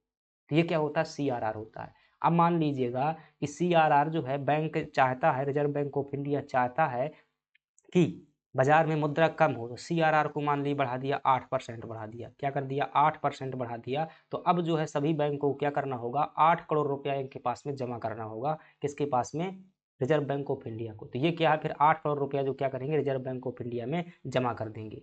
तो क्या हो जाएगा, इनके पास में पैसा कमी हो जाएगी। इनके पास कमी होगी तो यानी कि सबको ये क्या करेंगे, लोन कम देंगे। एटीएम में कभी कभी आपने देखा होगा भाई 2,000 रुपया बस निकल रहे हैं, ठीक है, कभी कभी देखा होगा 15,000 निकल रहे हैं। तो ये आरबीआई ही कमाल करता रहता है, ठीक है, कि ताकि अर्थव्यवस्था में मुद्रा का संतुलन जो है बना रहे, वरना क्या हो जाएगा, सबको जो है अनलिमिटेड पैसा निकलेगा तो बहुत पैसा हो जाएगा मार्केट में, ठीक है। तो कैश जो है कंट्रोल होता रहता है, ठीक है। और तो ये क्या है, सीआरआर होती है। तो आरबीआई क्या करता है, जब इसका मन होता है कि बाजार में चीजें महंगी करना है, तो ये दर को बहुत सस्ती कर देता है। तो पैसा जो है बैंकों के पास में ज्यादा हो जाता है, तो बैंक जो है बांट देते हैं सबको, क्योंकि इसे लाभ कमाना होता है, पैसा रखता नहीं है बैंक कभी भी, क्योंकि उसे ब्याज मिलता होता है, ठीक है। तो ये सिद्धांत रहता है। इसकी क्या है विशेषता, हफ्ता वसूली, इससे पर जो है बैंकों को कोई ब्याज नहीं मिलता है। ध्यान रखिएगा, जो ये बैंक रिजर्व बैंक के पास में जमा करते हैं सीआरआर के रूप में, उस पर कोई ब्याज नहीं मिलता है। उद्देश्य क्या होता है, बैंकिंग प्रणाली की सुरक्षा और तरलता पर नियंत्रण। प्रभाव क्या होगा, अगर सीआरआर क्या होगा, बढ़ने पर बैंकों के पास में पैसा कम होगा, पैसा कम होगा, ब्याज दरें क्या होती हैं, बढ़ती हैं। बैंक जो है ज़्यादा ब्याज में पैसा देंगे अगर इनके पास में पैसा कम होगा। जब ज़्यादा ब्याज में पैसा देंगे तो लोग क्या करेंगे, कम लोन लेंगे, कम लोन लेंगे तो मार्केट में पैसा कम जाएगा, कम पैसा जाएगा तो फिर मार्केट में अपने आप संतुलन स्थापित हो जाएगा। तो समझे बात को, जी हाँ, समझे कि नहीं समझे भाई। अगर इस प्रकार से नहीं समझ में आया ना तो ध्यान रखना, इससे ज़्यादा मेरी क्षमता नहीं है, समझ में आना चाहिए। अगली बात करते हैं, वैधानिक तरलता अनुपात। ये देखिएगा ऐसे प्रश्न आ जाते हैं भाई साहब, ये 2 नंबर में हो सकता है, 7 नंबर में भी हो सकता है, ठीक है, 7 नंबर में हो सकता है कि सीआरआर पर टिप्पणी लिखिएगा। तो फिर क्योंकि ज़्यादा नहीं भाई, 60 शब्द आपको बताना है तो बता दोगे आसानी से। प्रभाव को जो है थोड़ा सा और बड़ा बना दिया जाता है। ये देखिएगा वैधानिक तरलता अनुपात क्या होता है। तो अभी हमने इसके पहले देखा था नगद आरक्षित अनुपात यानी कि सीआरआर। अब यहाँ पर देख रहे हैं एसएलआर। थोड़ी मोड़ी जो इकोनॉमी पढ़ी हुई थी, शब्द जो है सबसे ज़्यादा पढ़ाए जाते हैं। स्टेटरी लिक्विडिटी रेशियो, ये क्या होता है, वैधानिक तरलता अनुपात। जमा का वह हिस्सा जो बैंकों को स्वयं अपने पास रखना होता है, उसे क्या कहते हैं, वैधानिक तरलता अनुपात कहते हैं। क्या होता है, ठीक है, जो पैसा रिजर्व बैंक के पास में बैंकों को रखना होता है अपनी कुल जमा का, उसे क्या बोलते हैं, कैश रिजर्व रेशियो यानी कि सीआरआर बोलते हैं। और जमा का वह हिस्सा जो अपने पास स्वयं रखना होता है, उसे क्या बोलते हैं, एसएलआर या वैधानिक तरलता अनुपात बोलते हैं। यह पैसा जो है कोई भी बैंक नगद के रूप में रख सकता है, या सोना के रूप में रख सकता है, या गवर्नमेंट सिक्योरिटी जो सरकारी प्रतिभूतियां होती हैं उनके रूप में भी रख सकता है। यहाँ पर देख सकते हैं ये सरकारी प्रतिभूतियां रखी हुई हैं, ये जो है गोल्ड रखा हुआ है, ये जो है कैश रखा हुआ है, ठीक है। तो इस प्रकार से जो है पैसा क्या कर सकते हैं, रख सकते हैं। तो वैधानिक तरलता अनुपात पता चला कि जितना भी पैसा है, जैसे वर्तमान में देख रहे हो कितना 18% है, और शायद जो क्या कर दिया, जैसे किसी बैंक के पास में कितना पैसा है, 100 करोड़ रुपया है, 100 करोड़ में से क्या कर दिया, 18% रुपया उसे नगद अपने पास में जमा के रूप में रखना होगा। पूरा बैंक पैसा नहीं दे सकता है, क्योंकि खुद को दिवालिया घोषित कर देगा तो फिर क्या करेगा रिजर्व बैंक, जनता का पैसा खाकर भाग जाएगा। तो वो सब व्यवस्था बना करके रखी जाती है। तो जो अपने पास नगद के रूप में जमा रखना होता है उसे क्या बोलते हैं, क्या बोलते हैं भाई, SLR बोलते हैं। तो ये तर्क क्या होता है, बैंक सारा पैसा ऋण ना दे दे, ये संकट के समय के लिए सुरक्षा का क्या होता है, कवच होता है, इसलिए जो है ये पैसा जमा के रूप में रखा जाता है। आई होप जो है समझ में आया होगा। प्री का प्रश्न ये हो सकता है, ध्यान रखिएगा कि जो SLR रखा जाता है किस रूप में होता है, क्या नगद के रूप में, सोना के रूप में, सरकारी प्रतिभूतियों के रूप में। ऑप्शन में देखो उपरोक्त सभी, तो जय माता दी लगा दीजिएगा, उपरोक्त सभी। ठीक है, वर्तमान में कितनी है ये SLR की दर, ठीक है। तो ये दर जो है हर समय जो है मौद्रिक नीति और RBI क्या करते रहते, चेंज करते रहते, जैसे ये आवश्यकता होती है तो इन्हीं के अनुसार जो है पैसा घटता बढ़ता रहता है मार्केट में। तो दो हमने चीजें पढ़ ली, एक पढ़ लिया SLR, एक पढ़ लिया हमने CRR, दो चीजें पढ़ा। बैंकों के पास में जो रिजर्व बैंक के पास में है उसे क्या बोलते हैं, CRR, और जो पैसा किसके पास में है, बैंकों के पास में नगद के रूप में जमा हो उसे क्या बोलते हैं, SLR बोलते हैं। अब देखिएगा खुली बाजार की प्रक्रिया, ये MPPSC मेंस 2021 का जो है 5 नंबर का प्रश्न है, यही पूछा हुआ था, खुली बाजार की प्रक्रियाओं से क्या आशय है, ठीक है, तो यही को बताना था। तो खुली बाजार की संक्रियाएं या ओपन मार्केट ऑपरेशन क्या होते हैं, OMO इन्हें बोल देते हैं, ओपन मार्केट ऑपरेशन। तो खुली बाजार की कोई भी जो है शॉर्ट नेम भी आ सकते हैं भाई, पूरा फुल फॉर्म पूछ लेते हैं कभी, कई बार जो CRR का पूछ चुका है, ठीक है। तो खुली बाजार की जो खुली बाजार की संक्रियाएं होती हैं वो कौन कौन सी होती हैं, जरा सा यहाँ देखिएगा, ये कौन है, इधर लोगो आप देख पा रहे हैं, तो आप कहेंगे ये लोगो है सर जी किसका, रिजर्व बैंक ऑफ इंडिया का है।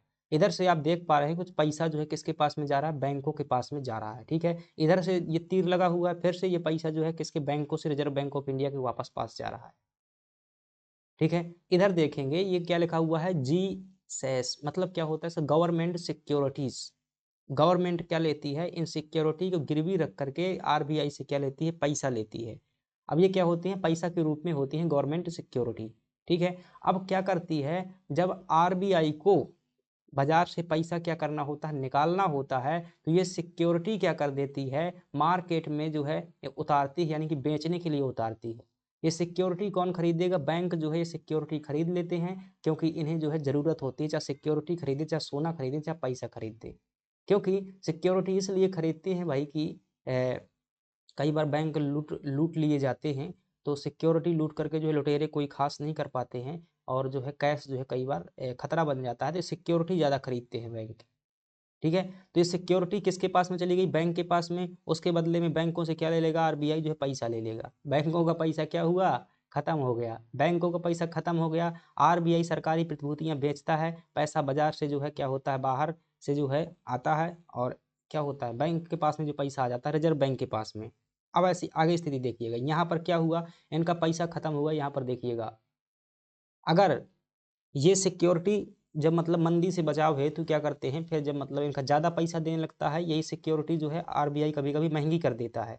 जब महंगी कर देगा तो ये सिक्योरिटी क्या करेंगे, इन बैंकों के पास में जो सिक्योरिटी थी तो क्या हो जाएगी, ये सिक्योरिटी वापस जो है RBI को बेच देते हैं, और उसके बदले में क्या लेते हैं, पैसा लेते हैं। जब इनके पास में पैसा आ जाएगा तो फिर से मार्केट में पैसा आ जाएगा, तो RBI सरकारी प्रतिभूतियां खरीदता है, पैसा बाजार के जो है अंदर हो जाता है।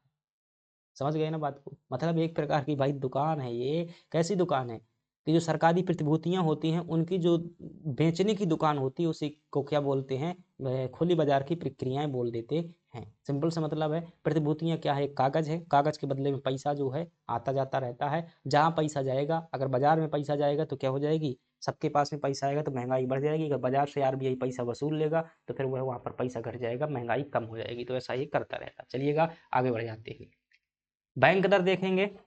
बैंक दर क्या होती है, बैंक दर क्या होती है, ये सभी क्या है भाई साहब, ये सभी क्या है, RBI के मात्रात्मक उपकरण हैं।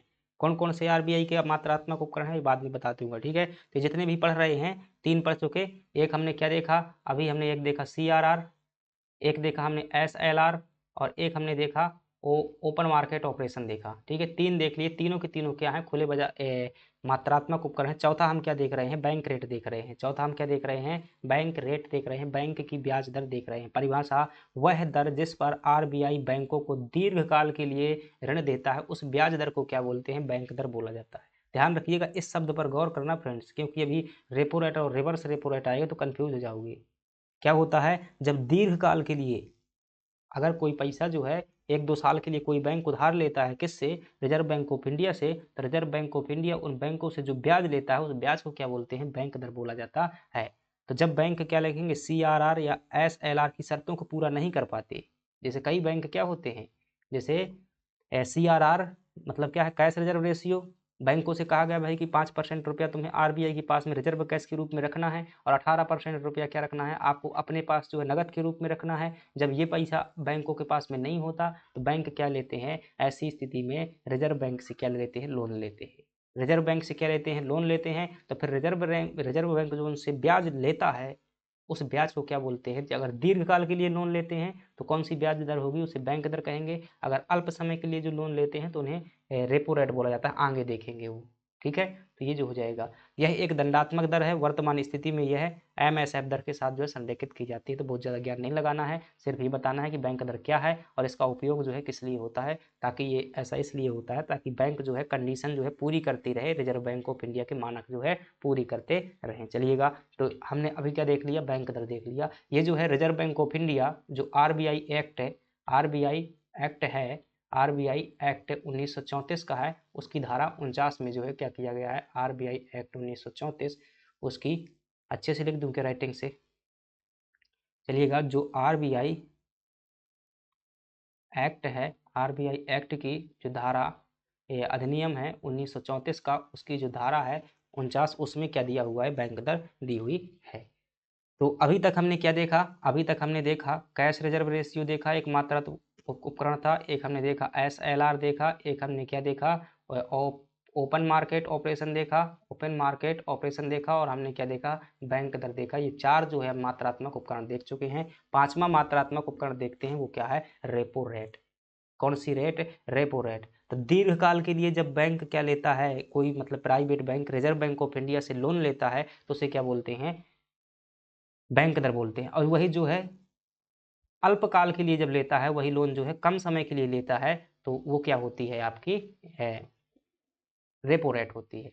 तो वह दर जिस पर जो है आरबीआई बैंकों को अल्पकाल के लिए ऋण देता है, उस दर को क्या बोलते हैं, रेपो रेट या रेपो दर बोला जाता है। शॉर्ट में से आरआर कह दिया जाता है। क्या कह दिया जाता है, आरआर कह दिया जाता है, रेपो रेट। शर्त क्या होती है, फ्री का आरबीआई के पास में जैसे ही क्या पहुंचा, ये बैंक जो है क्या है भाई, कॉमर्शियल बैंक है, ये पहुंचा कहाँ, आरबीआई के पास में पहुंचा, आरबीआई ने इसे भगा दिया कि भाई फ्री का लोन नहीं देंगे तुम्हें। क्या है, फ्री का लोन नहीं देंगे, कुछ आपको जमानत रखनी होगी। फिर ये बैंक क्या गया, सिक्योरिटी लेकर गया, जो सिक्योरिटी उसने पैसों में खरीदी हुई थी ना, उनको कहा भाई सब लो हमारी जमानत के तौर पर रख लो, हमें पैसा दे दो। तो सिक्योरिटी जमानत के रूप में धरी जा सकती है। शर्त क्या है, सरकारी प्रतिभूतियों को क्या रखना पड़ता है, गिरवी रखना पड़ता है। महत्व क्या है, अर्थव्यवस्था का मुख्य सिग्नल, रेपो रेट बढ़ना, होम कार लोन का महंगा होना। ठीक है, अब जैसे यूँ मान लीजिएगा भाई, ब्याज की दर जो है क्या हो जाएगी, बढ़ जाएगी। यहाँ अगर सिंपल सा पढ़िएगा कि ब्याज की दर अगर इसने बढ़ा दी तो इनको पैसा क्या मिलेगा, महंगा मिलेगा ना। क्या मिलेगा, इनको पैसा महंगा मिलेगा। अगर बैंकों को पैसा महंगा मिलेगा तो आपको फ्री में थोड़ी ना लोन देंगे, ये भी तो क्या करेंगे, कुछ ना कुछ लाभ कमाएंगे।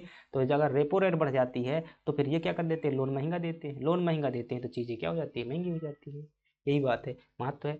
और जब यही बैंक क्या कर देते हैं, जब यही बैंक वापस आरबीआई के पास में क्या करते हैं, पैसा जमा करते हैं, यही बैंक है अल्पकाल के लिए अगर कुछ समय के लिए पैसा जमा करते हैं किसके पास में, रिजर्व बैंक ऑफ इंडिया के पास में, तो उसे क्या बोलते हैं, रिवर्स रेपो रेट बोला जाता है। क्या बोला जाता है, रिवर्स रेपो रेट बोला जाता है।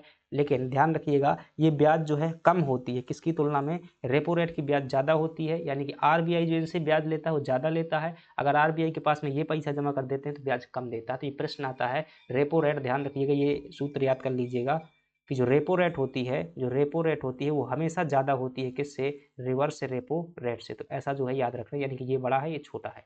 ठीक है, ये ध्यान रखना, ये यूपीएससी कथन में जो है प्रश्न पूछा जा चुका है। और ध्यान रखना, रेपो रेट और रिवर्स रेपो रेट क्या होती है, ये अल्पकाल की जो है, अगर कम समय के लिए पैसा लेते हो उसके लिए जो है ब्याज की दर है, अगर ज़्यादा समय के लेते हो तो क्या होती है, बैंक दर होती है। तो इतनी चीज़ें भाई साहब हमने देख ली।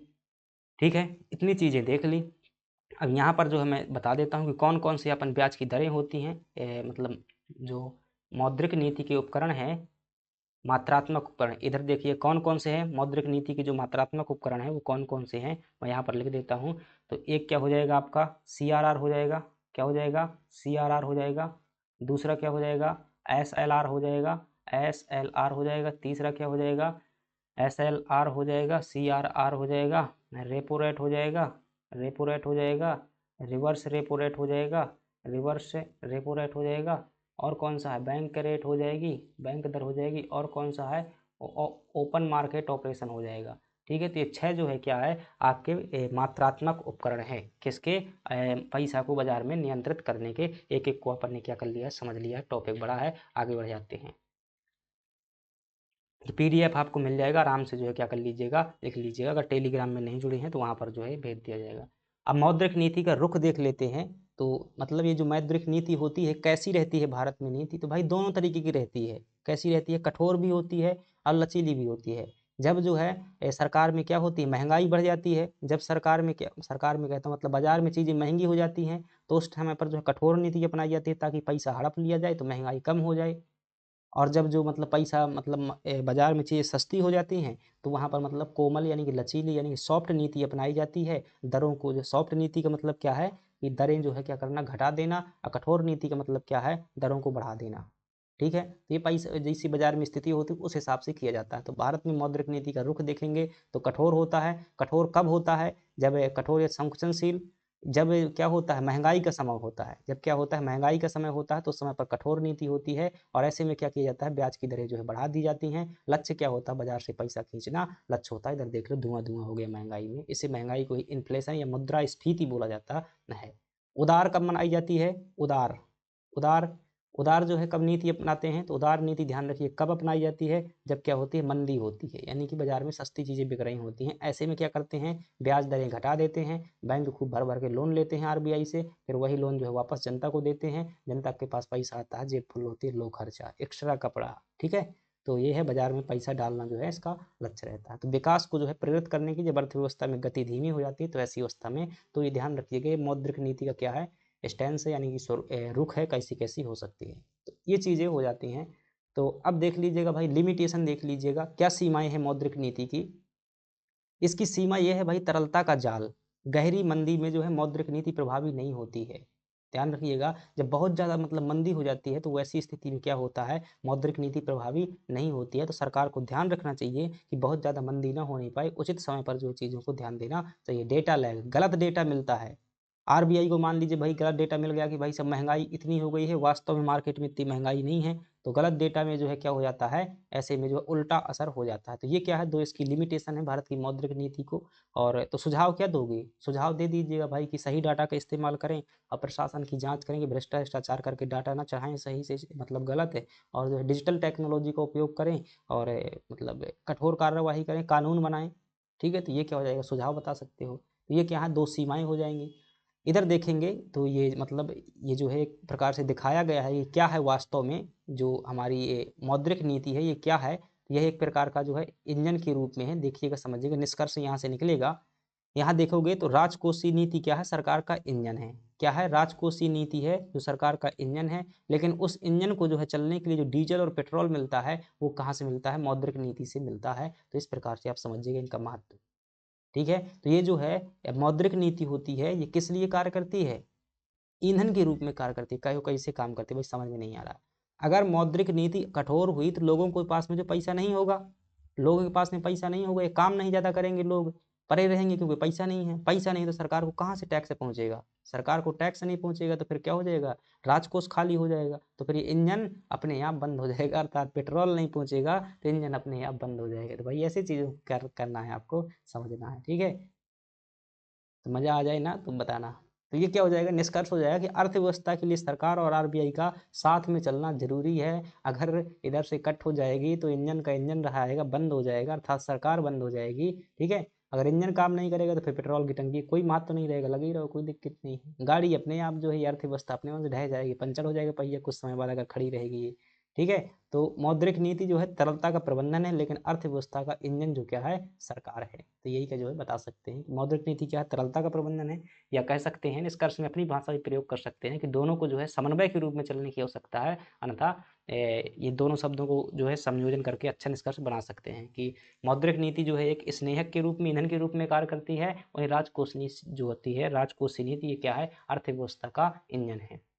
दोनों के समन्वय में भी क्या हो सकती है, गाड़ी चल सकती है, अन्यथा गाड़ी खड़ी रहेगी। तो ये क्या हो जाएगा, हमारी मौद्रिक नीति हो जाएगी। अब जो है हमारा दूसरा टॉपिक है फ्रेंड्स, वो कौन सा है, वित्तीय समावेशन। क्या है, वित्तीय समावेशन। कहोगे वित्तीय समावेशन किसे कहते हैं, तो देखिएगा वित्त का मतलब क्या होता है, वित्तीय सेवाएं। देखिएगा जो वित्तीय सेवाएं हैं, वित्तीय समावेशन मैं समझा रहा हूँ यहाँ पर परिभाषा आपको मिल जाएगी। जो वित्तीय सेवाएं हैं, क्या है, वित्तीय जो सेवाएं हैं वो अगर क्या पहुंचे लगे, सभी तक पहुंचने लगे, तो उसे क्या कहते हैं, समावेशन। समावेशन का मतलब क्या होता है, सभी तक। ठीक है, वो क्या होता है, समावेशन का मतलब सभी तक। कैसे पहुंचेगी, वित्तीय सेवाएं कौन कौन सी होती हैं, जैसे कि बैंकिंग है, बैंकिंग क्या है, एक प्रकार की वित्तीय सेवा है। ऋण है, ये भी क्या है, एक वित्तीय सेवा है। इसी प्रकार से जो बीमा है, ये क्या है, वित्तीय सेवा है। ठीक है, अब बताइएगा ये लाभ जो है अभी तक जो है बहुत कम लोगों के पास में पहुंचते थे, सभी लोगों के पास में नहीं पहुंचते थे, गांव गांव तक जो है ये सब कोई नहीं जानता था। अभी भी भाई साहब जो है गांव में लोग नहीं जानते हैं। क्यों नहीं जानते, अभी भी लोग जो है अपने गुल्लक में पैसा रखना ज़्यादा पसंद करते हैं। ठीक है ना, ठीक है, मम्मी के पैसे देखना, दादी के देखना, तो वो बढ़िया छुपा करके रखेंगे, वो जो कभी जो है आपको दिखाएंगे नहीं। मतलब मुझे अपनी दादी की याद है, वो जब बचपन में था तो ऐसा कहते हैं घर वाले कि वो मतलब पैसा जो है छिपा कर के बहुत रखती थी, उनके पैसे मतलब गल चुके थे, खत चुके थे, ऐसे हो चुके थे, मतलब सड़ गए थे। ठीक है, तो वो उनकी पहचान कर रही थी, दिख नहीं रहे थे, अच्छे सड़ टाइप के थे। डैडी ने एक बार देख लिया, फिर जो जल्दी से दादी ने क्या कर दिए, आग में डाल दिए कि वाह। ठीक है, तो वो मतलब ये है कि पुराने लोग जो क्या होते थे, वो डरते थे इतना, अभी भी डरते हैं। देखना गांव में जो कई लोग जो खाता में पैसा डालने के बजाय जो अपने जेब में रखेंगे, घर में छुपा करके रखेंगे, बटुआ में छुपा करके रखेंगे, मटका में लुका करके रखेंगे, कुछ भी करेंगे, लेकिन जो है बैंक में नहीं रखेंगे। ठीक है, क्योंकि वहाँ पता चल जाता है बहुत, मतलब ये नहीं है कि मैं किसी की आलोचना नहीं कर रहा हूँ, ऐसी मतलब प्रवृत्ति बता रहा हूँ, है हमारी अर्थव्यवस्था की ऐसी प्रवृत्ति है। क्योंकि जब आलोचना करोगे ना आप वित्तीय समावेशन की कमियां निकाल के रखोगे, भारत में वित्तीय समावेशन क्यों नहीं है, तो आपको बताना पड़ेगा भारतीय लोगों की मानसिकता। एक पॉइंट बताना पड़ेगा, क्या बताना पड़ेगा, भारतीय लोगों की मानसिकता। मानसिकता ही नहीं है हमारी। ठीक है, क्योंकि हमें विश्वास ही नहीं है ना दूसरे पर, और कोई दो राय नहीं भाई, घटनाएं होती हैं, देखते हो कई लोगों के पैसे अकाउंट से निकल जाते हैं। तो देखिएगा अगर ये सेवाएं हैं, बैंकिंग सेवा, ऋण और बीमा, ये सभी सेवाएं अगर कहाँ तक पहुँच रही हैं, सभी लोगों तक पहुँच रही हैं, और कैसी, अत्यंत मतलब सस्ती। ऐसा नहीं कि भाई लाखों रुपए में पहुँच रही, महंगी पहुँच रही, तो वो जो है वित्तीय समावेशन नहीं कहेंगी। तो वित्तीय सेवाओं जैसे बैंकिंग, ऋण, बीमा इत्यादि का समाज के सभी वर्गों तक सस्ती और आसानी से पहुंचने की क्रिया ही क्या है, वित्तीय समावेशन है। क्या होगा वित्तीय समावेशन का लाभ, क्या होगा समझ लीजिएगा भाई, फिर इसके बाद कर देंगे। अगर ये पैसा जो है बैंकिंग, ये सभी प्रकार की सेवाएं किसके पास में, अगर गांव के एक किसान के पास में पहुंचती हैं, क्या होगा भाई, बताइए क्या होगा। किसान जो महाजन से क्या करता था, लोन लेता था, 5 रुपया सैकड़े, 10 रुपया सैकड़े का, वो पैसा नहीं लेगा, और उसके जो है कम पैसा में ब्याज लगेगा।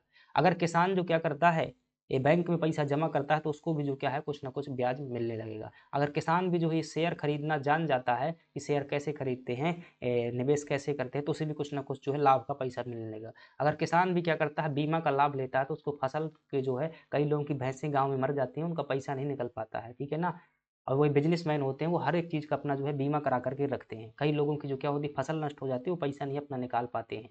क्यों, क्योंकि उनके पास में भाई ज्ञान ही नहीं है, सेवाएं को वो जानते ही नहीं है। एक बार जो है लोन के चक्कर में फँस जाते हैं ना, तो मतलब बैंक देखो भाई कैसे-कैसे जो मतलब क्या करता है, वो करता है। क्योंकि उनके जो है उस चीज़ को नहीं जानते हैं भाई साहब, उन्हें डरा देते हैं, बहुत धमका देते हैं। अभी जो है वो क्या है, एक बार की बात है भाई, घर पहुँच गए, मैंने कहा भाई ऐसे थोड़ी ना आते हैं घर में, कौन आता है ऐसे? ठीक है, तो फिर मैंने जो है कम समझाया, तो वो क्या है समझ गए, कहा कोई दिक्कत नहीं, ठीक है। तो वो मतलब ऐसी मेंटालिटी बना देते हैं कि आपको देना ही पड़ेगा, नहीं ये होगा, वो होगा, आपका खेत गिरवी हो जाएगा, आपका जो है नीलामी हो जाएगी, पुलिस आएगी, पुलिस से बहुत डरते हैं गाँव के लोग।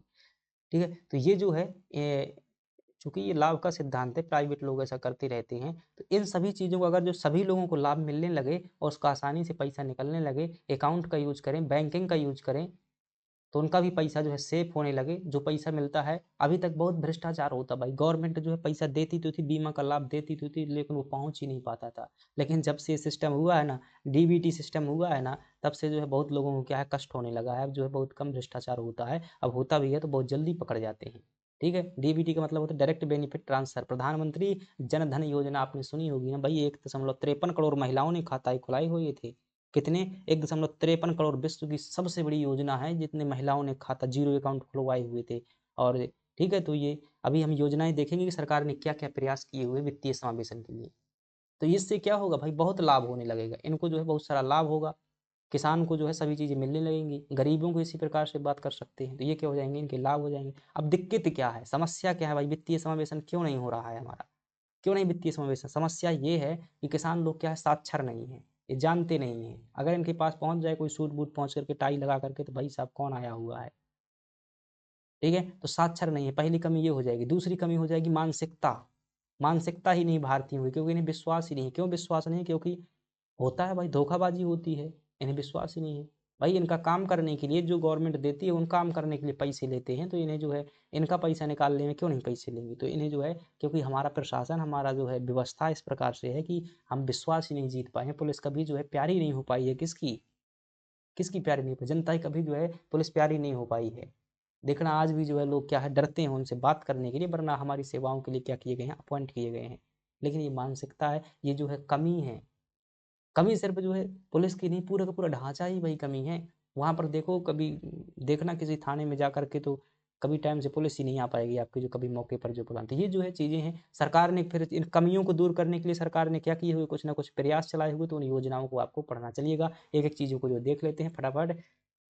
सबसे पहले वित्तीय समावेशन का अर्थ और संकल्पना क्या होती है? तो आप कहेंगे वित्तीय प्रणाली से वंचित, वंचित मतलब जिन लोगों को जो है वित्तीय सेवाएँ नहीं मिल रही हैं, वित्तीय प्रणाली से वंचित लोगों को औपचारिक वित्तीय व्यवस्था से जोड़ना। औपचारिक का मतलब क्या होता है? भाई बैंकिंग क्या है? एक औपचारिक अर्थव्यवस्था है ना। अगर आप जो है फूफा जी से पैसा लेते हैं, फूफा जी से जो मतलब खेत गिरवी रख कर के गाँव के किसी ठेकेदार से क्या लेते हैं, पैसा लेते हैं, वो अनौपचारिक अर्थव्यवस्था होती है।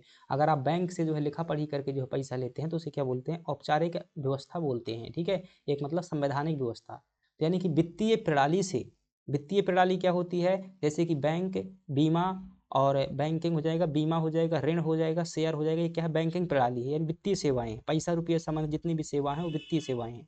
अगर वित्तीय सेवाओं से वंचित लोगों को, वंचित लोग कौन हैं? गाँव के लोग हैं ज़्यादातर, और जो महिलाएँ हैं, वो क्या हैं? गरीब लोग हैं, ये क्या है? वंचित लोग हैं। वित्तीय प्रणाली से वंचित लोगों को अन्य बैंक्ड, यानी कि जो बैंक से जुड़े हुए नहीं हैं, वंचित लोगों को क्या करना? औपचारिक वित्तीय व्यवस्था से जोड़ना। यानी कि सिंपल सा मतलब है, वित्तीय सेवाओं को उन तक जो है सस्ते दामों पर सेवाओं की पहुँच करना ही क्या है? वित्तीय समावेशन है। ठीक है? तो ये बात समझ गए, वित्तीय समावेशन कहते किसे हैं? ये 2 नंबर की परिभाषा है। ठीक है? क्लास बैंकिंग से मास बैंकिंग की ओर संक्रमण, यानी कि जो मुट्ठी भर लोगों के पास में जो ये सेवाएँ जाती हैं, मास का मतलब होता है बहुत ज़्यादा लोगों के पास में सेवाएँ पहुँचना। तो क्लास बैंकिंग से जब मास बैंकिंग की बात करते हैं, तो वो क्या होता है? वित्तीय समावेशन होता है। यानी कि कम लोगों से, इधर देखेंगे भाई साहब, ये देखिएगा, समझिएगा, उदाहरण जो है अच्छा लिखा हुआ है। इधर जो है साहूकार महाजन बैठे हुए हैं, ठीक है? ये क्या देते हैं? गाँवों में जो है ऋण देते हैं, पैसा देते हैं, उनसे अंगूठा लगवा लेते हैं, बाद में उनका खेत हड़प लेते हैं, ठीक है? ये व्यवस्था है उनकी।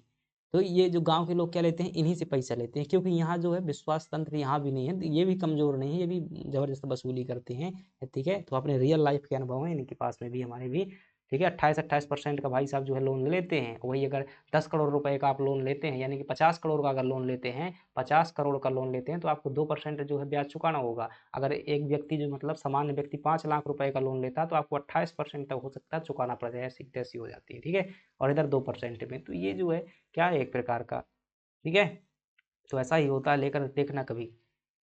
तो इधर साहूकार और महाजन है, इधर क्या है? औपचारिक व्यवस्था, यानी कि बैंकिंग व्यवस्था है, ठीक है? बैंकिंग व्यवस्था है, इधर से जो है सुरक्षित पैसा मिलता है, विनियमित मिलता है और विकासोन्मुखी पैसा मिलता है, और लेकिन ये सब किताबों में मिलता है, रियल लाइफ में नहीं मिलता है। लेकिन ध्यान रखना, रियल लाइफ को नहीं आपको बताना है, किताबों वाली बातें बताना है। तो मैं जो है वो थोड़ा-सा क्या बोलते हैं भाई साहब, भावुक टाइप का, जो उस भावनाओं में बह करके जो बातें कर देता हूँ। तो ध्यान रखना, आपको जो मेंस में जो बातें बतानी है, औपचारिक बातें बतानी है कि औपचारिक जो व्यवस्था होती है वो कैसी होती है? सुरक्षित होती है, क्योंकि यहाँ पर सिक्योरिटी होती है, सही से रिकॉर्ड रखा जाता है, पैसा का एक-एक रुपया का हिसाब होता है, एक भी जो है गड़बड़ होने की बात नहीं होती है। विनियमित होती है, मतलब कि किसी कंट्रोल होती है, गवर्नमेंट जो है कंट्रोल के माध्यम से चलती है गवर्नमेंट के, और विकासोन्मुखी होती है, मतलब इतना ब्याज नहीं यहाँ पर लिया जाता है कि अ, बहुत ज़्यादा ब्याज हो जाए कि मतलब उसे पैसा ही ना मिल जाए लाभ का। जैसे यहाँ ब्याज वास्तव में ज़्यादा लगता है, यहाँ बहुत ज़्यादा लगता है, तो इसकी तुलना में जो यहाँ पर बहुत कम लगता है, तो गवर्नमेंट जो है यहाँ से जोड़ना चाहती है। क्यों जोड़ना चाहती है? ताकि जो किसान लोग जो है लोन-वोन लें वगैरह, तो वो सही से उन्हें मिल पाए, ताकि उनका जो है कृषि का पैसा है, लाभ का बच पाए। तो इधर आप देख पा रहे होंगे, किसे देख पा रहे हैं? इधर देखिएगा, तो ये जो है बैंकिंग देख पा रहे हैं, बैंकिंग है, ऋण है, बीमा है और पेंशन है और वित्तीय साक्षरता है। अगर ये चीज़ें देख पा रहे हैं, कितनी चीज़ें, वित्तीय साक्षरता, पेंशन, बीमा और क्या, ऋण और बैंकिंग, ये सभी चीज़ें अगर सभी लोगों तक पहुंच रही हैं तो उसे क्या कहेंगे, हम कहेंगे वित्तीय समावेशन कहेंगे। ठीक है, और वित्तीय समावेशन से क्या होगा अभी आगे देखेंगे। यहाँ सिर्फ समझना है कि वित्तीय समावेशन क्या होता है, तो सभी लोगों तक जो है वित्तीय सेवाओं की पहुंच होना। आगे बात कर देते हैं, वित्तीय समावेशन के कितने स्तंभ हैं, तो आप क्या बताएंगे, 5 स्तंभ है भाई, 5 पिलर ऑफ वित्तीय से किसके, फाइनेंशियल क्या बोलते हैं समावेशन को, सस्टेनेबल बोलते हैं क्या, सतत समावेशन। ठीक है, देखेंगे तो जो समावेशन कितने स्तंभ है, 5 स्तंभ है। कौन कौन से हैं, सेवाओं की पर्याप्त मात्रा, बैंकिंग सेवाओं जो है पास में उपलब्ध होना, बिना किसी बाधा के जो है सरल पहुंच होना, और उत्पादों की जो है सही जानकारी होना, और कम लागत सेवाएं होना। अगर इतनी चीजें क्या हो रही हैं तो आप कह सकते हैं किसी क्षेत्र में फाइनेंशियल इंक्लूजन है। क्या है, फाइनेंशियल इंक्लूजन यानी कि वित्तीय समावेशन है। सेवाओं की पर्याप्त मात्रा क्या होती है, मतलब कि जो सेवाएं होती हैं जैसे कि बीमा है, पेंशन है, ऋण है, ये अगर ये चीज़ें आपकी क्या है, उपलब्ध हैं, ये चीज़ें क्या है, पर्याप्त मात्रा में उपलब्ध हैं, तो कह सकते हैं हमारे यहाँ पर वित्तीय समावेशन है। बैंकिंग सेवाओं की पास में उपलब्ध, अब ये सेवाएं उपलब्ध है तो हैं, तब कोई कहे कि भाई दिल्ली में उपलब्ध हैं सेवाएं, क्या आप जो है छतरपुर के दिल्ली लेने जाएंगे क्या ऑफिस में, नहीं जाएंगे। तो कहाँ पर उपलब्ध होना चाहिए, आपके पास में उपलब्ध होना चाहिए। सभी लोगों को पास में जो है बैंकिंग सेवाएं उपलब्ध हो सके, इसलिए गवर्नमेंट ने क्या खुलवाया, CSC सेंटर खुलवाए हुए। हर गाँव में आप देखेंगे तो कियोस्क बैंक जिन्हें बोलते हैं, ये बहुत सारे खुल चुके हैं, ताकि जो है अंगूठा से पैसा निकलाया जा सके। ठीक है, तो ये जो है पास में खुला हो सके, तो इसके लिए जो है छोटे छोटे बैंक खोले गए जिन्हें कियोस्क बैंक कहते हैं, लगभग करोड़ों की संख्या में जो है खोले गए हैं प्रधानमंत्री जनधन योजना के तहत ये है। ठीक है, और जो बिना किसी बाधा के सरल पहुंच हो, ऐसा नहीं कि भाई जा रहे हैं तो सिक्योरिटी नहीं मिलने दे रही है, वो भाई सब मैनेजर नहीं है, नाश्ता ही कर रहे हैं। कई जगह देखा होगा ना, अभी स्टेट बैंक जो लौकुश नगर है वहाँ पर जो ऐसे ही चलता रहता है। ठीक है, तो बिना किसी बाधा के जो है सरल पहुंच हो सके, मतलब सभी सेवाएं मिल सके, कभी इंटरनेट ही नहीं मिल रहा है तो इसे वित्तीय समावेशन नहीं कह सकते हैं। अगर सरल रूप से सभी तक पहुंच है तभी उसे कह सकते हैं। जागरूकता, ऐसा नहीं कि भाई वित्तीय सेवा आपके गांव में चल रही है, खूब खुल रही है, बैंक खुल रही है, हमें पता ही नहीं है क्या खुला है, हमें मतलब ही नहीं है कि भाई साहब ऋण क्या होता है, बीमा क्या होता है, हम तो फूफा जी से व्यवहार बनाए हो, उन्हीं से पैसा ले लेंगे।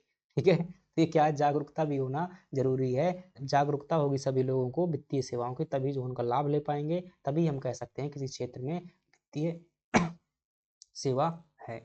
कम लागत पर उपलब्ध होना चाहिए। अब कहेंगे भाई कि खाता खुलवाने की आपकी 10 लाख रुपया फीस है, खाता खुलवाने की सिर्फ 10 लाख रुपए फीस, कोई खुलवाया क्या, 5,000 रुपए होती थी, नहीं खुलवाते थे बहुत से लोग। ठीक है, तो ये जीरो अकाउंट जो है मोदी जी ने चलवाए हुए थे, ये कौन से जनधन खाता, उसमें जो है कितने 100 रुपए लगते थे शायद। और कई जो है बैंकों के नियम होते हैं कि भाई आपको मिनिमम बैलेंस रखना होगा, तो जीरो अकाउंट में कोई बैलेंस की आवश्यकता नहीं थी। तो ये सब चीज़ें सोच समझ करके जो है की गई थी। ये क्या है, 5 स्तंभ होते हैं, ध्यान रखिएगा, मेंस में कुछ भी पूछा जा सकता है, ये आपको क्या करना है, ध्यान रखना है। 5 स्तंभ ध्यान रखिए। अगली बात करते हैं, प्रमुख घटक क्या है, मतलब वो कौन कौन से हिस्से हैं, यानी कि वित्तीय सेवाएं कौन कौन सी हैं, तो कहेंगे बचत, ऋण, बीमा, पेंशन और वित्तीय साक्षरता। उन्हीं को क्या कर देना है, थोड़ी सी एक्सप्लेन कर देना, तो क्या हो जाएंगे, प्रमुख घटक हो जाएंगे। वित्तीय सेवाओं के जो वित्तीय समावेशन है, किन के माध्यम से वित्तीय समावेशन कर सकते हैं, तो इन 5 घटकों के माध्यम से वित्तीय समावेशन किया जा सकता है। कैसे, बचत के माध्यम, सेविंग के माध्यम से। देखिएगा, जब कोई व्यक्ति क्या करता है, जैसे बैंक से लोन लेता है, मान लीजिए जो सिंपल सी है, मैं उदाहरण समझा रहा हूँ, अगर किसी व्यक्ति की 50,000 रुपए की कमाई है, एक साल की कितनी कमाई है, 50,000 रुपए की कमाई है, वो 10,000 रुपया क्या लेता है, एक व्यापारी से जो है लोन में लेता है, वो 3 रुपया सैकड़े के हिसाब से पैसा लेता है। तो 10,000 रुपए का 3 रुपया सैकड़े के हिसाब से कितना ब्याज हो जाएगा भाई साहब, मेरी इतनी मैथ मुझे लगता है आती नहीं है। तो अगर सही मामले में देखा जाए, कितना रुपया है, 10,000 रुपया है, और एक साल की ब्याज जोड़ना है, रेट ऑफ इंटरेस्ट क्या है, 3% है, मैं गाँव की ब्याज जोड़ रहा हूँ, तो 100 में कितनी हो जाएगी, 3 हो जाएगी, 1000 में 30, 10,000 में जो है 300, 300 का महीना चलेगा तो 12 कितना होता है, 3600 रुपया जो क्या हो जाएगा, ब्याज हो जाएगा। कितना रुपये ब्याज हो जाएगा, 3600 रुपया ब्याज हो जाएगा। मैं सही जोड़ रहा हूँ, सही ही होगा भाई सब, 3600 रुपया ठीक है, ब्याज हो जाएगा। इधर देखेंगे तो मतलब 10,000 रुपये कितना ब्याज हो गया एक साल का, 3 रुपये सैकड़े के हिसाब से 3600 रुपया हो गया। और कोई बैंक मान लीजिएगा भाई साहब जैसे 3% पर ये भी देता है, लेकिन यहाँ का परसेंट अलग होता है, वो गाँव वाला परसेंट अलग होता है। यहाँ का परसेंट होगा तो भाई 5,000 का अगर 3% निकाल लेंगे तो क्या हो जाएगा, इधर से इधर खर्च हो जाएगा, 1500 रुपये जो है ब्याज लग जाएगा। कितना लगेगा? 3%, 50,000 का 3% जो होगा 1500 रुपये होगा। इधर 3600 रुपये लग रहा है, इधर क्या लग रहा है? 1500 रुपये लग रहा है। अब बताइएगा, जो अगर कोई व्यक्ति 50,000 जो कमाने वाला व्यक्ति है, अगर यहाँ से लोन लेता है बैंकों से, तो उसे 1500 रुपये देना होगा। इधर जो है ब्याज कितना देना होगा? 3600 देना होगा। ठीक है, तो ऐसे में क्या होगा? बचत ज़्यादा होगी। किसान जो भी व्यक्ति होगा, वो व्यापारी वगैरह, चाहे किसान हो, चाहे व्यापारी हो, चाहे गरीब हो, या जो कोई भी हो, तो उसकी बचत क्या होगी? यहाँ पर देखिएगा 3600 दुगना जो है ब्याज लग रहा है, यहाँ कम लग रहा है, तो उसके पास में बचत बचत जो है क्या हो जाएगी? ज़्यादा हो जाएगी अगर यहाँ से लेता है। ऋण जो है उचित दरों पर क्या हो जाएगा? ऋण मिल जाएगा उसे, यहाँ ज़्यादा दर पर मिलता है, यहाँ कम दर पर। बीमा जो है जीवन दुर्घटना और वो सुरक्षा से जो क्या हो जाएगा? बीमा मिल जाएगा उसे। कई बार जो है जीवन में काम ज़्यादा करते हैं, ठीक है, और कई लोगों को जैसे भी देखा हुआ अपन गाँव में, कई लोगों ने देखा होगा कि भाई साहब 3-3 बच्चियाँ हैं उनकी, और ऐसी स्थिति में क्या होता है, पिताजी की उनकी किसी एक्सीडेंट दुर्घटना में जो है डेथ हो जाती है। तो जैसे जो साक्षर लोग हैं वो क्या करवाए रहते हैं? बीमा करवाए रहते हैं। तो ऐसी स्थिति में 5-10 लाख रुपए उन्हें मिल जाता है, तो कम से कम बेटियों की शादी तो हो जाती है। लेकिन अब गाँव में कल्पना कीजिएगा, भाई 5 बीघा उसके पास में ज़मीन है और उसकी माँ बस्ती है, शायद भाई है बड़ा तो ठीक है, और अगर नहीं है तो फिर उसमें भी क्या हो जाती है? बहुत समस्या हो जाती है, ना बच्चियाँ पढ़ पाती हैं, ना कुछ कर पाती हैं। ठीक है, तो थोड़ा-थोड़ा जो है जीवन में क्या करिएगा? ऐसे चीज़ों पर जो है ध्यान दीजिएगा। ठीक है? तो ये क्या होता है? बीमा हो जाएगा।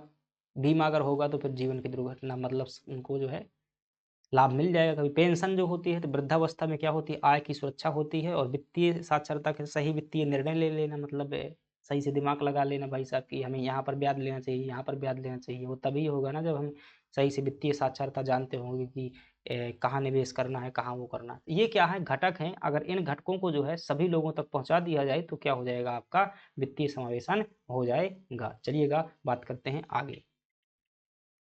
आवश्यकता और महत्व, क्या भाई ज़रूरत क्या है वित्तीय समावेशन की? हमें ज़रूरत क्या है? तो necessity and importance of financial inclusion, भाई महत्व है महत्व है। किस बात की जो है ज़रूरत है और किसका महत्व है? तो वित्तीय समावेशन का क्या महत्व है और क्यों ज़रूरत है? ध्यान रखिएगा, पहली ज़रूरत है गरीबी उन्मूलन के लिए जो है ज़रूरत है। अगर गरीबी को खत्म करना है तो ज़रूरी है कि वित्तीय सेवाएँ सभी तक पहुँचना चाहिए। ठीक है? कैसे? क्योंकि उनकी जब बचत ज़्यादा होगी, लोगों की जब बचत ज़्यादा होगी तो फिर वो निवेश और कर पाएँगे पैसा। मान लीजिए पहले पैसा उसका ₹10 बचता था, अब मान लीजिएगा ₹15 बचने लगा जब से वो बैंकों से जुड़ गया। अब 15 बचने लगा तो फिर वो ₹15 निवेश करेगा, 15 निवेश करेगा तो फिर ज़्यादा उसका क्या होगा? विकास चक्र बढ़ जाएगा। तो अगर गरीबी को खत्म करना है, ऐसे में क्या होगा? धीरे-धीरे गरीबी खत्म हो जाएगी। थोड़ी देर में इसका बहुत बड़ा बिज़नेस हो जाएगा, फिर ये लोगों को रोज़गार देगा, धीरे-धीरे गरीबी क्या होगी? खत्म होगी। ठीक है, प्रत्यक्ष लाभ हस्तांतरण डीबीटी, रिसाव को रोकना और भ्रष्टाचार में कमी करने के लिए जो है आवश्यकता है किसकी? वित्तीय सेवाओं की। डीबीटी का मतलब क्या होता है भाई साहब? गवर्नमेंट पहले क्या देती थी? पैसा देती थी। पैसा किसके पास में आता था? मतलब कलेक्टर साहब के आया, कलेक्टर साहब से कहाँ पास गया? तहसीलदार के पास गया, तहसीलदार के पास से जो है पटवारी के पास में गया, तो ऐसे पैसा जाता था, तो बीच-बीच में थोड़ा-थोड़ा घपला हो जाता था। ठीक है? तो ऐसे में क्या होता है, डीबीटी में क्या होता है, अब जैसे मान लें इस व्यक्ति तक जो है ए तक पहुँचाना था पैसा। अब गवर्नमेंट क्या करती है, सीधे जो है सबके खाता जो है ऑनलाइन माध्यम से लिंक किए हुए डायरेक्ट खाते में क्या कर देती है? पैसा ट्रांसफ़र कर देती है। उसे क्या बोलते हैं? डीबीटी बोलते हैं। इनके पास में जो कुछ भी नहीं आता है। ठीक है? तो ये जो है ऐसे बैठे रहते हैं, तो ये क्या है? भ्रष्टाचार में कमी को रोकने के लिए और रिसाव को मतलब लीकेज को कम करने के लिए क्या है? वित्तीय समावेशन ज़रूरत है। पता चला मनरेगा के तहत काम कर रहे हैं, सरपंच जी 4-4 साल तक पैसा ही नहीं देते हैं, और उस पैसे को जो क्या कर देते हैं, होशियार लोग जो होते हैं ब्याज को दे देते हैं, फिर वही से पैसे वसूल कर 4 साल बाद दे देते हैं उनके। ठीक है? तो ऐसे बहुत से लोग काम करते हैं, कंपनियों में भी अभी भी होता है, जो ठेकेदार होते हैं लेबर बुला लेते हैं ऐसे। साहूकारों से मुक्ति मिल जाएगी, जो मतलब गाँव के जो बहुत ज़्यादा ब्याज लेते हैं, तो उच्च ब्याज दरों से क्या हो जाएगी? दुष्चक्र से बचाव हो जाएगा, महिला सशक्तिकरण होगा भाई साहब। अभी जो है देखो, जब से ये देखा हुआ है, अभी आपने देखा होगा जब से लाडली बहना योजना चली हुई है ना, तो आपने देखा होगा कि महिला कितनी मजबूत हो चुकी है। उनसे पैसे माँग कर देखना, अरे मोदी जी ने दिए हैं, घर में हमारे देखो तो ऐसे मतलब वो है, हमारे भैया ने दिए हुए, हम क्यों दे दें किसी को? ठीक है? तो मतलब वो पैसा पे उनका कब्ज़ा रहता है, वो पैसा किसी को नहीं दिया जा सकता, मतलब कुछ उनके पास में भी शक्ति आई हुई है।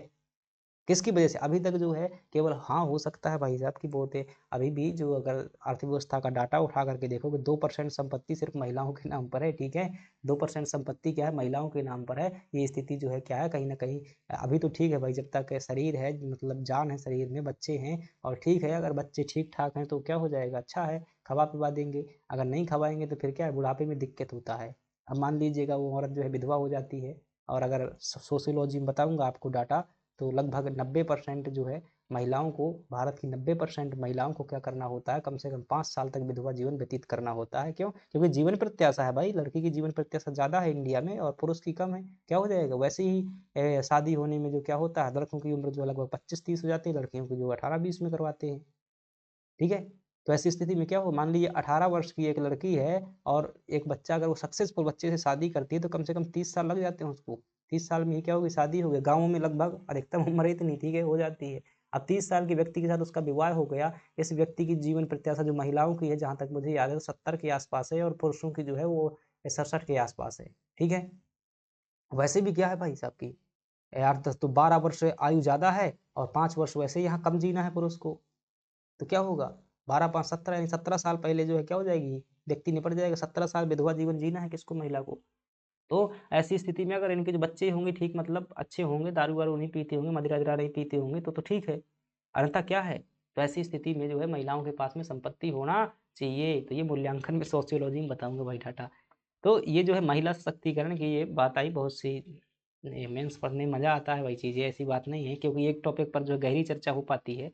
तो आर्थिक जो क्या होती जाती है, आत्मनिर्भरता हो जाती है और निर्णय लेने में क्या हो जाती है, महिला सक्षम हो जाती है। अब वो देखो, बढ़िया सिलाई मशीन खरीद लेती हैं, कुछ नहीं तो अगर घर से मैं देखूँ तो मैं अपने ही एग्जाम्पल अक्सर देता रहता हूँ भाई, क्योंकि एग्जाम्पल कहाँ से पाऊंगा, जो कुछ अपने जीवन में चलता रहता है वही को देंगे। और समानता आप भी जो है इतने विकसित नहीं होंगे अभी की, ठीक है, अंतरिक्ष में रहते होंगे, रहते तो कहाँ होंगे, धरती में ही होंगे। तो लगभग ग्रामीण क्षेत्र के ही है सभी लोग।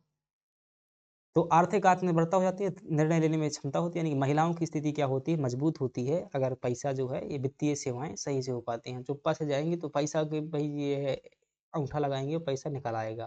ठीक है? तो ये स्थिति होती है। समावेशी विकास, अब समावेशी विकास मतलब क्या होता है, सबका विकास, इंक्लूसिव ग्रोथ, सबका विकास होता है। अब बताइए, सबके पास में पैसा पहुंचेगा, सबके पास योजनाओं का लाभ पहुंचेगा। अब ऐसे में दरअसल देखिएगा गवर्नमेंट कैसे कार्य करती है। गवर्नमेंट क्या करती है भाई, जो समाज के उच्च वर्ग है, बड़े लोग हैं, यानी कि ज़्यादा पैसा कमाने वाले लोग हैं, उनसे क्या लेती है, टैक्स ज़्यादा लेती है। अब वो टैक्स जो पैसा बचता है, वो टैक्स से पैसा को जो है योजनाओं के माध्यम से क्या करती है, योजनाओं के माध्यम से जो है गरीब लोगों तक पहुंचाती है। ये क्या है, कल्याणकारी सरकार का लक्ष्य होता है। अब ये पहले कैसे पहुंचाती थी, नगद पैसा देती थी भाई, बीच में जो है बड़े लोग ही बैठे हुए थे, कोई विधायक जी हैं, कोई मंत्री जी हैं, कोई कलेक्टर जी हैं, कोई एसपी जी हैं, कोई पटवारी जी हैं, ऐसे बहुत से जी हैं। तो ये यहाँ तक पहुँचता ही नहीं था गरीबों तक। तो अब गवर्नमेंट ने क्या कर दिया है, डीबीटी सिस्टम लागू किया है। कौन सा system, DBT, direct benefit transfer, यानी कि सीधे पैसा ट्रांसफर होता है। अब उन लोगों तक जो है पैसा पहुंचेगा, सबका जो है क्या होगा, विकास होगा। सबका विकास होगा तो फिर क्या होगा, ज़्यादा से ज़्यादा लोग जो है फार्म डाल पाएंगे सरकारी नौकरी का, फिर सरकार के पास में पैसा पहुंचने लगे। चक्र है, समझ में आएगा धीरे धीरे। तो ये जो है क्या हो जाएगा, उनकी जो है बचत होगी, आय बढ़ेगा, वो निवेश ज़्यादा कर पाएंगे, जो है उत्पादन ज़्यादा कर पाएंगे, जिसके पास में सभी सेवाएं होंगी। सरकारी प्रयास क्या किए गए हैं, सरकार ने क्या किया, कुछ कोशिश किया हुआ है क्या इनको वित्तीय समावेशन के लिए? हाँ, बहुत सी कोशिश किया हुआ है। गवर्नमेंट ने जो है प्राइवेट बैंकों को खत्म कर दिया था। कितने बैंक को खत्म किया था? अब यही तो भाई प्रश्न पूछे जाते हैं, एमपीपीएससी उठा करके देख लेना, दोनों प्रश्न पूछे गए हैं। बैंकों का राष्ट्रीयकरण सरकार ने किया था, क्योंकि बैंक अगर प्राइवेट होंगे तो प्राइवेट बैंक जो क्या है, उनकी पॉलिसी खतरनाक होती है, ज़्यादा फीस लेते हैं, ज़्यादा पैसा लेते हैं, तो फिर सभी लोग खाता नहीं खुला पाएंगे। तो सरकार ने जो है एक बार 1969 में इंदिरा गांधी ने 14 बैंकों का राष्ट्रीयकरण किया था, फिर इसके बाद 1980 में जो 6 बैंकों का राष्ट्रीयकरण किया गया था। तो ये बैंकों का राष्ट्रीयकरण ध्यान रखना, सरकार ने किया हुआ सरकारी बैंक को, तो सभी लोग जुड़ पाए। क्षेत्रीय ग्रामीण बैंक खोले गए थे, ये बैंक जो है शहरों में होते थे, तो आरआर भी खोले गए थे। अब ये दोनों प्रश्न पूछे गए हैं, ध्यान रख लेना कि बैंकों का 1969 में कितने बैंकों का राष्ट्रीयकरण किया गया था, 1980 में कितने बैंकों का राष्ट्रीयकरण किया गया था, और इस समय पर प्रधानमंत्री कौन थी, इंदिरा गांधी द्वारा जो है किया गया था 14 बैंकों का राष्ट्रीयकरण, इंदिरा गांधी द्वारा। और क्षेत्रीय ग्रामीण बैंक की स्थापना कब हुई थी, अभी लगा लीजिएगा स्टार भाई, इनमें से कोई प्रश्न मुझे लगता है आ जाएगा, क्योंकि हर बार ये सेंसिटिव टॉपिक है, पूछता है किसी न किसी रूप में। तो ये वाला प्रश्न नहीं पूछा हुआ है, तो ध्यान रखिएगा। क्षेत्रीय ग्रामीण बैंक की स्थापना जो है कब की गई थी, 1975 में की गई थी। RRBs बोलते हैं, रूरल रीजनल बैंक। ठीक है? ताकि ग्रामीण क्षेत्रों में क्या हो सके, बैंकों की शाखाएं हो सके, इसके लिए बहुत बड़ा बैंक बनाया गया था। इसकी बहुत सारी शाखाएं हैं, क्षेत्रीय ग्रामीण बैंक। जन धन योजना, प्रधानमंत्री नरेंद्र मोदी के द्वारा जो है प्रधानमंत्री जन धन योजना जो है 2014 में शुरू की गई थी, और इसमें लगभग करोड़ों खाता खोले गए थे। इसी में जीरो अकाउंट खोले गए थे। कौन से अकाउंट? जीरो अकाउंट खोले गए थे, और बहुत से लोग जो है जुड़ पाए, इससे जो है पैसा से जुड़ पाए। जैम पोर्टल लागू किया गया था, यानी कि जन धन आधार मोबाइल को जो है लिंक किया गया था आपस में। इससे क्या हुई, सोशल सिक्योरिटी हुई, और जो है स्कीम चली। रंग राजन समिति बनाई गई थी। रंग राजन समिति ने क्या किया था, वित्तीय समावेशन को जो है इन्होंने व्यापक रूप से परिभाषित किया था। नचिकेता मोर समिति, अब ऐसा प्रश्न पूछ लेगा कि नचिकेता मोर समिति का संबंध किससे है, तो आप बता देना वित्तीय समावेशन से। इन्होंने जो है भुगतान बैंक से, पेमेंट बैंक को जो है और स्मॉल फाइनेंस बैंक की क्या की हुई थी, सिफारिश की हुई थी। मोस्ट इंपोर्टेंट, ध्यान रखना है, ऐसे प्रश्न आते हैं कि भुगतान बैंक जैसे भीम, यूपीआई, फोन पे, ये सभी जो हैं, एयरटेल पेमेंट बैंक है, ये जो है क्या है, भुगतान बैंक, पेमेंट बैंक है, जैसे पेटीएम है, ठीक है। तो इनकी सिफारिश किसने की थी, नचिकेता मोर समिति द्वारा की गई थी। प्रधानमंत्री जन धन योजना देख लीजिएगा आप, ये ध्यान रखिएगा, 5 नंबर में प्रश्न पूछा जा चुका है मेंस में, अभी 7 नंबर में पूछे जाने की संभावना है, 2 नंबर में भी आ सकता है। या फिर ये ऐसी योजनाएं भाई हर जगह मेंस में काम आती है, कहीं भी इनको चिपका सकते हो, ठीक है, सरकारी प्रयासों में कहीं भी इनको चिपका सकते हो, प्री मेंस में सभी जगह। तो इन्हें जो है कुछ कीवर्ड है 5-10 योजनाएं, जैसे एक मुद्रा योजना हो गई, इनको भी याद करके रखिएगा। प्रधानमंत्री जन धन योजना है, ध्यान रखना, दुनिया की जो है सबसे बड़ी योजना है। इस योजना में लगभग 53.2 करोड़ जो क्या है कुल खाते खोले गए थे। कितने खाते खोले गए थे, 53.2 करोड़ खाते खोले गए हैं। और इसमें जो है 2.3 लाख करोड़, 2.3 लाख करोड़ जो है कुल जमा राशि इसमें जो है डाली गई है। और 55% से ज़्यादा है क्या है इसकी लाभार्थी, मतलब जीरो अकाउंट खुलवाने वाली क्या है, महिलाएं हैं। ये अभी तक महिलाएं जो इतने खाता नहीं खुला हुआ था। और इनमें से जितने भी खाता खोले गए हैं उनमें 67% क्या है, ज़्यादातर ग्रामीण और अर्ध शहरी लोग हैं, ठीक है। इनमें जो है जीरो बैलेंस खाता है, इसमें किसी प्रकार के जो है मिनिमम बैलेंस की रिक्वायरमेंट नहीं होती है। और इसमें जो है अधिकतम सीमा कितनी है, कितना पैसा निकाल सकते हो एक बार में, 10,000 रुपये निकाल सकते हो। रुपए डेबिट कार्ड भी दिया जा सकता है, इसमें 2 लाख तक का बीमा जो है उपलब्ध करवाया जा सकता है। तो जन धन योजना के माध्यम से क्या हो गया, बैंकिंग सेवाओं की जो है पहुंच हो गई। और क्या हो गया, ये बीमा की पहुंच भी जो है सभी लोगों को बीमा ऑटोमेटिक हो जाता है, जैसे जीरो अकाउंट खुलवाते हैं तो बीमा भी लोगों तक पहुंच गया, ठीक है। ये अगस्त 2024 के आंकड़े हैं, तो ये ध्यान रखना। बाकी जो है परिभाषा तो बता ही दें क्या है कि इसमें जो है जीरो खाता खुल जाता है। सामाजिक सुरक्षा कवच, तो सामाजिक सुरक्षा कवच के रूप में जो बहुत सारी योजनाएं चलाई गई हैं, जैसे कि देखेंगे प्रधानमंत्री सुरक्षा बीमा योजना, ठीक है, चलती है योजना की क्या करो, जीवन के बाद में जो पैसा मिलेगा, दुर्घटना बीमा 2 लाख रुपए का, कवर बीमा 2 लाख रुपए का, प्रीमियम जो है 20 वर्ष तक का है। तो ऐसी पीएम सुरक्षा बीमा योजना चलाई गई। इसी प्रकार से प्रधानमंत्री जीवन ज्योति बीमा योजना चलाई गई है। तो किस लिए है, ताकि बीमा की जो है सभी तक पहुंच हो सके। बीमा क्या है, एक प्रकार की वित्तीय सेवा है। तो ये फिर क्या है, जीवन बीमा कंपनी द्वारा चलाई जाती है।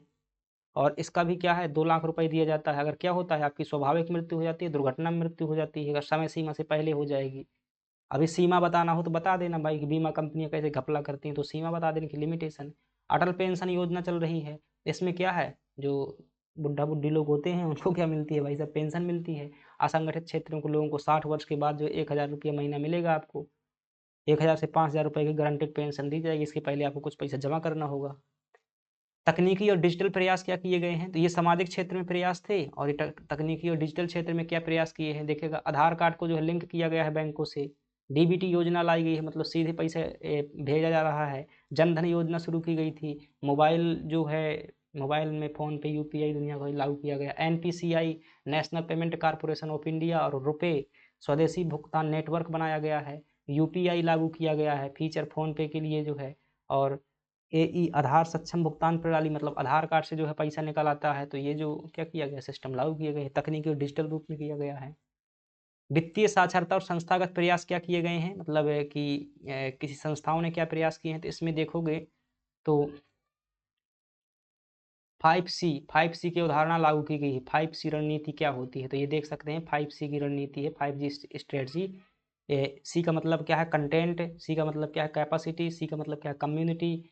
और सी का मतलब क्या है, कम्युनिकेशन। सी का मतलब है कलेक्शन। तो रिजर्व बैंक ऑफ इंडिया द्वारा चलाई गई है 5C स्ट्रेटजी, ठीक है। तो 5C का मतलब ये है, सभी लोगों को जो है जो वित्तीय योजनाओं संबंधित जानकारी, वो कंटेंट मिल सके, उनकी क्षमता बढ़ सके, और सामुदायिक पहुंच हो सके, सभी लोग एकत्रित हो सके। संचार मतलब कि सब जानकारी जो है एक जगह से दूसरी जगह ट्रांसफ़र किया जा सके। जैसे कि भाई देखते हो ना, कई बैंकों में हेल्पलाइन रहती है, तो हेल्पलाइन से बात कर लो। कोई योजना के लिए हेल्पलाइन रहती है। संचार सहयोग के लिए भी जो है तकनीकी या फिर फीडबैक सिस्टम रहता है। आरबीआई ने जो बहुत सारे कैंपेन चलाए हुए थे, जैसे आरबीआई कहता है जानकार बनिए, सतर्क रहिए। CFL, centre for financial literacy, खंड विकास स्तर पर चलती है। स्कूली शिक्षा में देखे होंगे तो पॉकेट मनी कार्यक्रम जो है शुरू किया गया था स्कूली शिक्षा के लिए। और सेबी ने जो है निशान द्वारा 8 सप्तकों का। इतने बताने की जरूरत नहीं है भाई, ये 2-2 प्रयास जो सभी जगह कर लेना। आपको कम से कम क्या करना है कि जैसे प्रश्न पूछ ले कि वित्तीय समावेशन के लिए किए गए सरकारी प्रयासों का उल्लेख कीजिए, तो आपको 5 प्रयास बता देना है। 1-2 इसके बता देना है, 1-2 बीमा के बता देना है, 1-2 जो है सरकार के बता देना है, कुछ जनधन योजना बता देना, बस 5-6 ही बता पाओगे 7 नंबर में। 11 नंबर में प्रयास पर कभी पूछेगा नहीं, पूछेगा 2-3 ही पूछेगा। चलिएगा, उपलब्धियां और आंकड़े देख सकते हैं। तो बैंकिंग क्षेत्र में जो पहुंच में वृद्धि हुई है, कितनी वृद्धि हुई है अगर आप देखेंगे 2011 में जो है ये कितना था, मतलब बैंकिंग क्षेत्र से कितने परसेंट लोग जुड़े हुए थे, 2011 में जो है 19% लोग जुड़े हुए थे, और 2024 में कितने परसेंट लोग जुड़े हो चुके हैं, 80% से ज़्यादा लोग जो है जुड़ चुके हैं। तो कितनी पहुंच हुई है, कितनी वृद्धि हुई है, आप जो है कल्पना, जब ऐसा डाटा देते हैं ना मेंस में, तो भाई नंबरों की बरसात होती है, ठीक है, क्योंकि यही वास्तविक योग्यता है आपकी मेंस की। भाषा तो क्या लिख देता है कोई भी याद करके, ये लेकिन ध्यान रखिएगा, इनके माध्यम से जब मूल्यांकन करते हैं ना कि भारत में वित्तीय समावेशन का जो है लगातार क्या हुआ है, ग्राफ बढ़ रहा है। जहां हम देखते हैं 2011 में लोगों के पास में 19% लोगों के पास में वित्तीय सेवाओं की पहुंच रही थी, वहीं हम 2024 में देखते हैं तो 80% लग जो है ये क्या हो चुकी है, पहुंच हो चुकी है। बस ऐसा ग्राफ बना देना है, नीचे लिख देना है 2011 से 14 के बीच में, इधर चाहे डाटा लिख दो 2011, यहाँ बता देना कितना 19% लोगों के पास में पहुंच थी, यहाँ लिख देना 2024, और यहाँ बता देना 80% लोगों के पास में पहुंच है। तो ऐसे क्या कर देते हैं, ग्राफ बना देते हैं, ठीक है। पेज भरता है ऐसे में भाई साहब, और टाइम नहीं लगता है, और जो है चीज़ें क्या मिलती हैं, ज़्यादा मिलती हैं, आउटपुट ज़्यादा मिलता है।